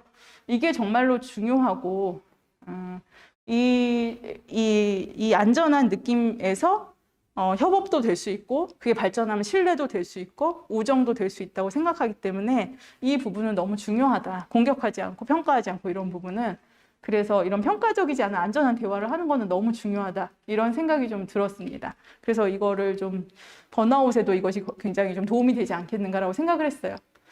이거는 그래서 관련된 개념으로 이 오른쪽에 취약성의 고리라는 게 있어요. vulnerability 루프라고 해서요. 이게 뭔가 하면은 우리가 대화를 할 때 실제 많이 겪게 되는 일인데요. 예를 들어서 B가 A한테 얘기를 합니다. 나는 사실은 이렇게 앞에서 나와서 얘기할 때 너무 떨려. 그래갖고 맨날 가슴도 떨리고 되게 스트레스 많이 받아. 그래서 막 발표하기 전날은 막 잠도 못 자고 일어나면 막 나와서 말하면 염소 목소리 되고 나 너무 스트레스 받는 것 같아. 이렇게 얘기를 했어요. 그랬는데 만약 A가 그걸 듣고 그래? 나는 발표를 평소보다 더 잘하는데 난 약간 발표 체질인 것 같아. 이렇게 얘기를 하면 뭐 그럴 수도 있지만 이제 이 B가 굉장히 어렵게 털어놨는데 자기의 고민을 이렇게 힘든 거를 처음 오픈을 한 건 취약성을 오픈했는데 A가 그래? 난 잘 이해 못하겠네. 나는 발표 잘 돼. 나는 발표가 더 잘 되던데 막 이러면 좀 그렇잖아요. 그죠? 약간 그리고 뭐 예를 들어서 뭐 서해바다에 뭐 같이 놀러 갔어. 그래서 서해바다에 노을 보고 야 석양이 진짜 아름답다. 여기 서해 진짜 짱이다. 이렇게 했는데 네가 아직 타이티에 석양을 못 봐서 그래. 이렇게 답을 하는 거. 진짜 킹 받죠. 열받죠 진짜. 네, 그게 이제 그렇게 되면 이제 깨지죠. 이 대화 이제 더 이상은 너와 자세한 대화는 할 수 없겠구나 이렇게 되잖아요. 우리 사이 이제 전쟁이 시작됐다 이렇게 되는데 그러면 A가 여기서 자기도 사실은 취약성 시그널을 보내야 돼요. 이 취약성을 깠다는 거는 되게 진짜 내가 너를 믿고 우리가 안전하고 속 깊은 대화를 해보자는 뜻이잖아요. 그러면 나도 열어줘야 돼. 그잖아요. 그러면 오 진짜 예쁘다 이렇게 동의를 할 수도 있고 노을이라면 아까 그러면 다른 취약성을 말할 수도 있는 거죠. 뭐 내 동생도 그런데 되게 힘들다 그러는데 너 괜찮니? 뭐 이런다든가 야 너는 발표가 그렇구나. 나는 발표는 괜찮은데 뭐 보고서 쓰고 이런 거 있으면은 그림 안 만들어져 갖고 맨날 마감 시간 넘기고 나는 또 그게 힘들어. 뭐 이렇게 얘기할 수도 있잖아요. 이런 식으로 자기도 뭔가 거기에 공감하고 또는 나의 취약성을 보여주면 이제 서로 간의 고리가 완성되죠. 그러면 우리는 이제 공격하거나 평가하기보다는 서로 수용하는 사이가 된 거죠. 그렇게 되면 이제 그다음부터는 좀 더 대화하기가 굉장히 안전해지잖아요. 그리고 더 다양한 얘기를 할 수 있고 얘기할 때 긴장도가 좀 떨어지죠. 얘가 날 어떻게 생각할까? 이런 생각이 좀 덜 들잖아요. 예. 이게 굉장히 중요하다고 저는 생각합니다. 취약성의 고리를 만드는 게 되게 중요하고요. 그런 순간들을 만드는 게 연결감이라고 생각을 합니다. 네. 그래서 이게 이제 정말 힘들 때는 근데 이런 고리를 만드는 것조차 에너지가 많이 들거든요. 그래서 그럴 때는 이제 전문가를 찾아가는 거죠. 이제 이 얘기를 잘 수용에 대해서 훈련이 되어 있고 공감에 대해서도 훈련이 되어 있고 그런 상담가라든가 전문의라든가 코치를 찾아가서 취약함을 드러내거나 같이 정리해 보는 것도 되게 도움이 될 것 같아요. 사람은 이런 게 좀 필요한 것 같아요. 제가 생각할 때는. 네. 자, 이제 마지막으로 관계 돌봄인데요. 이거 되게 중요해요. 왜 중요한가 하면요. 배터리를 이제 충전을 하는데 번아웃이 이제 배터리 나가서 내 충전기도 지금 좀 성능이 그렇게 좋지 않을 수도 있거든요. 너무 지치면 충전이 되는데 충전기도 오래돼 갖고 이게 1시간에 3%씩 되네 이럴 수도 있잖아요. 전력이 집에 약할 수도 있는 거고요. 그럴 때는 사실은 너무 지쳐 있는 상태고 배터리가 나갔으면 주변에서도 좀 보조 배터리 같은 게 있으면 좋지 않겠습니까? 그죠? 내가 굉장히 에너지가 없는 상태는 사실은 우리는 같이 살아가잖아요. 옆에서 받아야 돼요. 물론 옆에도 다 힘들지만 그럼에도 불구하고 서로 상부상조. 아까 취약성의 고리처럼 야 내가 한번 해주고 네가 한번 해주고 둘 다 안 될 때 딴 사람한테 또 물어보자. 이렇게 해서 해나가는 게 되게 중요해요. 최근에 올림픽 여자 배구를 보고 되게 감동을 했었는데요. 네네. 근데 거기서 보면은 진짜 어떤 굉장히 서로가 힘들 때 막 괜찮아 이러면서 해주고 실수해도 다시 잘하자 이렇게 하고 목표를 보자 이렇게 하면서 가잖아요. 그런 게 굉장히 감동적이었는데 그런 게 저는 심리적 안전이라고 생각해요. 이렇게 실수했을 때 장난하냐? 지금 주스인데 장난하냐? 이렇게 한다고 뭐가 바뀌나요? 서브 진짜 그렇게 넣을 거야? 이렇게 하면 분위기만 더 안 좋아지잖아요, 사실은. 근데 안전하게 하다 보면 그럴 수 있어. 괜찮아. 집중해. 이렇게 하면은 실수한 사람도 마음이 좀 편해지고 더 열심히 할게. 이렇게 되잖아요. 말하자면 직장에서 업무 중에, 직무 중에 이렇게 되는 것이 심리적 안전입니다. 그래서 직원들이 직무와 관련해서 그 어떤 말을 하더라도 비난받거나 벌을 받지 않을 거라 생각할 수 있는 분위기 및 환경. 이게 이제 회사 위주여서 이렇게 적어놨는데요. 사실 이거는 모든 업무 관계에서 다 그런 것 같아요. 그래서 실수가 있는 게 좋지 않지만 실수를 바라는 사람은 없지만 꼭 생기잖아요. 실수나 실패는 꼭 생길 수밖에 없는데 그럴 때 드러내고 안전해야 욕을 너무 많이 먹을 것 같진 않아야 드러낼 수 있잖아요. 그리고 그거에서부터 야 우리가 여기서 배울 건 없냐? 해결하면서 또 이런 게 좋아졌는데? 이런 것들을 얘기할 수 있고 학습하는 팀 분위기를 만든다 그러면은 좀 그래도 함께 갈 만하겠죠? 그 부분에서 뭘 배울 수 있을까? 야 이거 어떻게 하면 개선이 가능할까? 이런 것들이 꼭 필요하다는 거죠. 저는 이거를 여러분이 협업하는 분들한테 요청할 수 있다고 생각해요. 이 작가분들한테, 특히 작가분들이 사실 작품을 할 때 굉장히 감수성도 높아져 있고 어떻게 보면 민감한, 초민감한 상태란 말이죠. 또 그래야지 또 나오는 게 맞고. 근데 그렇게 됐을 때 이제 이런 어떤 안전이 지켜지지 않으면 사실 되게 상처받기 더 쉬운 상태라고 생각하거든요. 왜냐하면 속의 것도 꺼내서 작품을 하시기도 하기 때문에. 그렇기 때문에 이런 부분에 대해서 잘 알고 사실은 뭐 플랫폼이든 담당이든 주변에 있는 사람들이든 이런 걸 좀 노력하는 거는 저는 되게 중요하다고 생각합니다. 요청할 수 있다고 생각해요. 왜냐하면 일을 잘하기 위해서니까. 이 심리적 안전이란 말이요. 어디서 나온 말인가 하면요. 그 구글에서 연구했어요. 구글이 하버드 대학의 에이미 에드먼슨이라는 그 박사에게 엄청난 돈을 주고 그 심리학 박사에게 연구를 했어요. 구글에서. 구글 지금 세계 최고의 기업이잖아요. 근데 자기들이 계속 1등하고 싶으니까 어떻게 하면 어느 팀이 제일 성공적일까요? 생산성이 계속 높게 가려면 어떻게 해야지 생산성이 높은 팀을 유지할까요? 이런 걸 연구를 한 거예요. 근데 이렇게 계속 몇 년간 굉장히 많은 연구를 해서 그걸 아리스토텔레스 프로젝트라고 부르는데요. 그 프로젝트를 해서 봤더니 5가지 정도의 팀에서 중요한 요소가 있고 이런 게 갖춰진 정서적인 환경이 갖춰진 팀이 성과를 잘 내고 사람들의 번아웃도 적고 삶의 질이 좋다. 뭐 직원도 발전한다. 뭐 이런 걸 냈는데요. 거기서 제일 베이스가 되는 게 심리적 안전이었어요. 이게 안 되면은 사실은 잘 될 수가 없다. 이런 거죠. 그래서 여기서 보게 되면은 그림이 있어요. 이 두려움 없는 조직. 아까 그 에이미 에드먼슨이라는 분이 쓴 책인데요. 구글 연구를 하고 나서 여기서 보면은 이쪽이 이제 동기, 그 참여자들의 동기, 그 일하는 사람들이 이쪽이 설명 책임이라 그래서 리더들이 이제 설명해 주는 거 이런 거고요. 저쪽은 이제 심리적 안전 축이에요. 그래서 심리적 안전이 높아질수록 뭔가 사람들이 웃고 있고 낮을수록 뭔가 찡그리고 있는 걸 볼 수 있죠. 아무래도. 그리고 동기가 높은데 심리적 안전이 낮으면 불안해요. 그러니까 난 잘하고 싶은데 안전하지가 않으면 계속 불안하잖아요. 사실 많은 작가님들이나 스트레스 받는 분들이 이 상태에 많이 있고요. 둘 다 낮으면 이렇게 되게 무감각한 상태, 어떻게 보면 번아웃 상태일 것이고요. 하지만 진짜 둘 다 높아지면 러닝 존으로 갈 수 있어요. 발전하고 배우고 더 성장하는 존으로 갈 수 있고요. 그건 아니어도 최소한 컴포트 존, 동기는 좀 낮지만 좀 최소한 심리적 안전이 있는 존에 있어야 마음이라도 편하다는 거죠. 그래서 이게 좀 중요하다라고 보겠고요. 네.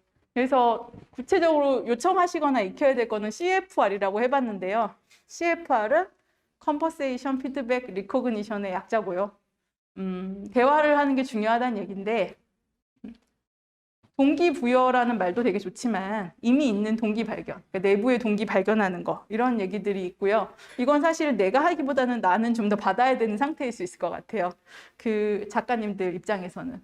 그리고 당근과 채찍으로 이렇게 하기보다는 뭔가 강점 발견하거나 인정해주는 이런 걸 잘하시네요. 이런 게 되니까 이런 부분이 좋네요. 이런 거 있잖아요. 발견해주는 거. 그리고 피드백. 이게 틀렸어요. 이거 좀 부족해요. 바꿔주세요. 이거보다는 이거 좀 더 조회수가 나오려면 이렇게 하면 좋을 것 같아요. 이렇게 개선하면 어떨까요? 이렇게 좀 더 방향을 가는 피드 포워드 이쪽으로 가자. 이런 방법으로 하면은 더 좋지 않을까 생각을 합니다. 그래서 의사소통이 되게 중요한 거죠. 그리고 이제 1대1로 얘기를 많이 하는 게 중요하고요. 그렇습니다. 그래서 여기까지가 이제 본 우리가 감각 재생에서부터 감정 돌봄, 관계 돌봄까지 해서 끝났는데 좀 추상적인 얘기들도 있었지만 어쨌든 이런 식으로 번아웃을 돌보고 하지만 이 모든 것 전에 제일 중요한 것은 편한 마음으로 쉬어라. 나는 쉬어도 괜찮은 존재다. 그리고 일단은 육체적으로든 심리적으로든 그냥 좀 쉬고 시작하자. 쉬고 좀 할만할 때 이런 것도 다 하는 거지. 처음부터 자, 번아웃을 이제부터 정복해보자 이러고 오늘 데이 1 이래서 막 힘든데 오늘부터 시작하기는 좀 어렵다. 좋지도 않다. 이런 얘기 꼭 드리고 싶습니다. 악순환의 고리를 제대로 끊는 게 중요할 것 같습니다. 네, 이상입니다. 고생하셨습니다. 브레이크도 없이 너무 길게 했네요. 네. 치고 하는 게 나을까요? 어떻게 할까요? 그냥 추가 질문만 네. 해주시고 네네. 네. 제가 너무 길게 해서 죄송해요. 집에 가셔야 되는데.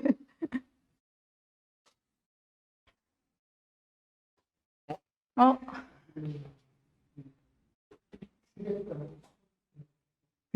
추가 질문 없는 거. 추가 질문 없어진 것으로. 혹시 여기 마지막 그래도 끝까지 들어주셔서 감사하고요. 여기 분들 중에는 없을까요? 질문 없을까요? 얘기요. 네, 말씀 주세요.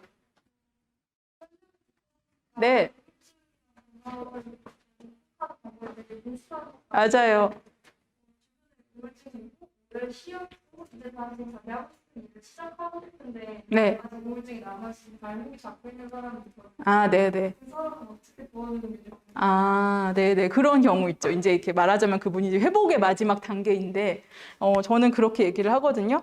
회복의 마지막 단계는 그 우울도 그렇고 번아웃도 그렇고 재연결이라고 생각을 해요. 다시 연결되는 거죠. 그러니까 다시 연결을 뭔가 하면 너무 힘들 땐 끊어지잖아요. 연결이 유지할 수가 없잖아요. 사람들이나 일이랑 그 접촉을.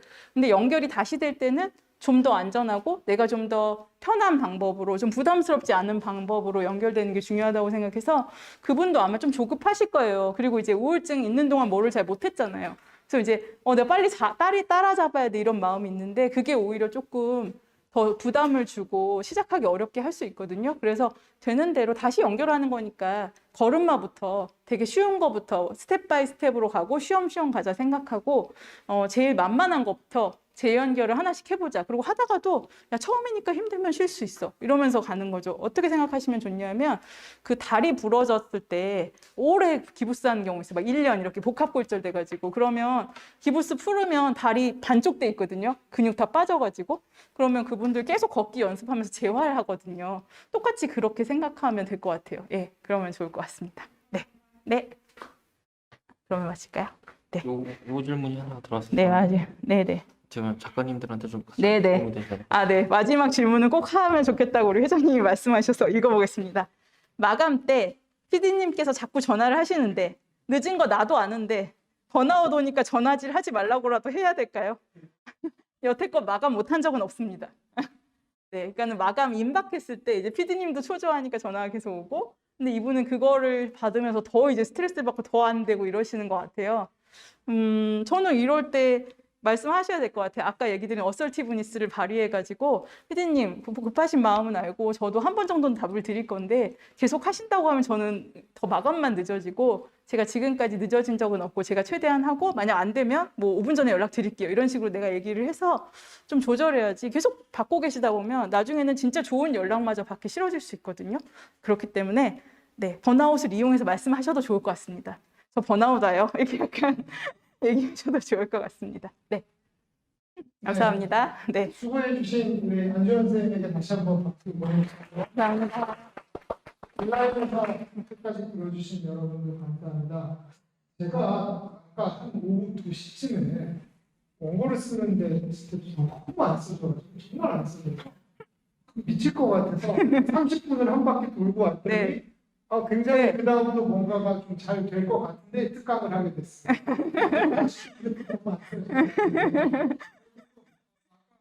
계속 강의를 들으면서 선생님 해준 말씀 중에서 뭔가 이렇게 고리를 하나씩 끊어가는 것들의 중요성 그리고 진짜 제대로 완전히 쉬는 것의 중요성에 대해서 많이 생각해 보게 됐습니다. 웹툰 창작 체험관 마스터 클래스 특강서로서 1회부터 4회까지 인생을 마치고요. 또 관련해서 저희가 만화가협회에서 좋은 사업들과 좋은 특강이 있으면 추후에도 찾아뵙도록 하겠습니다. 그러면 강의 들어주시느라고 고생하셨습니다. 마치겠습니다. 감사합니다.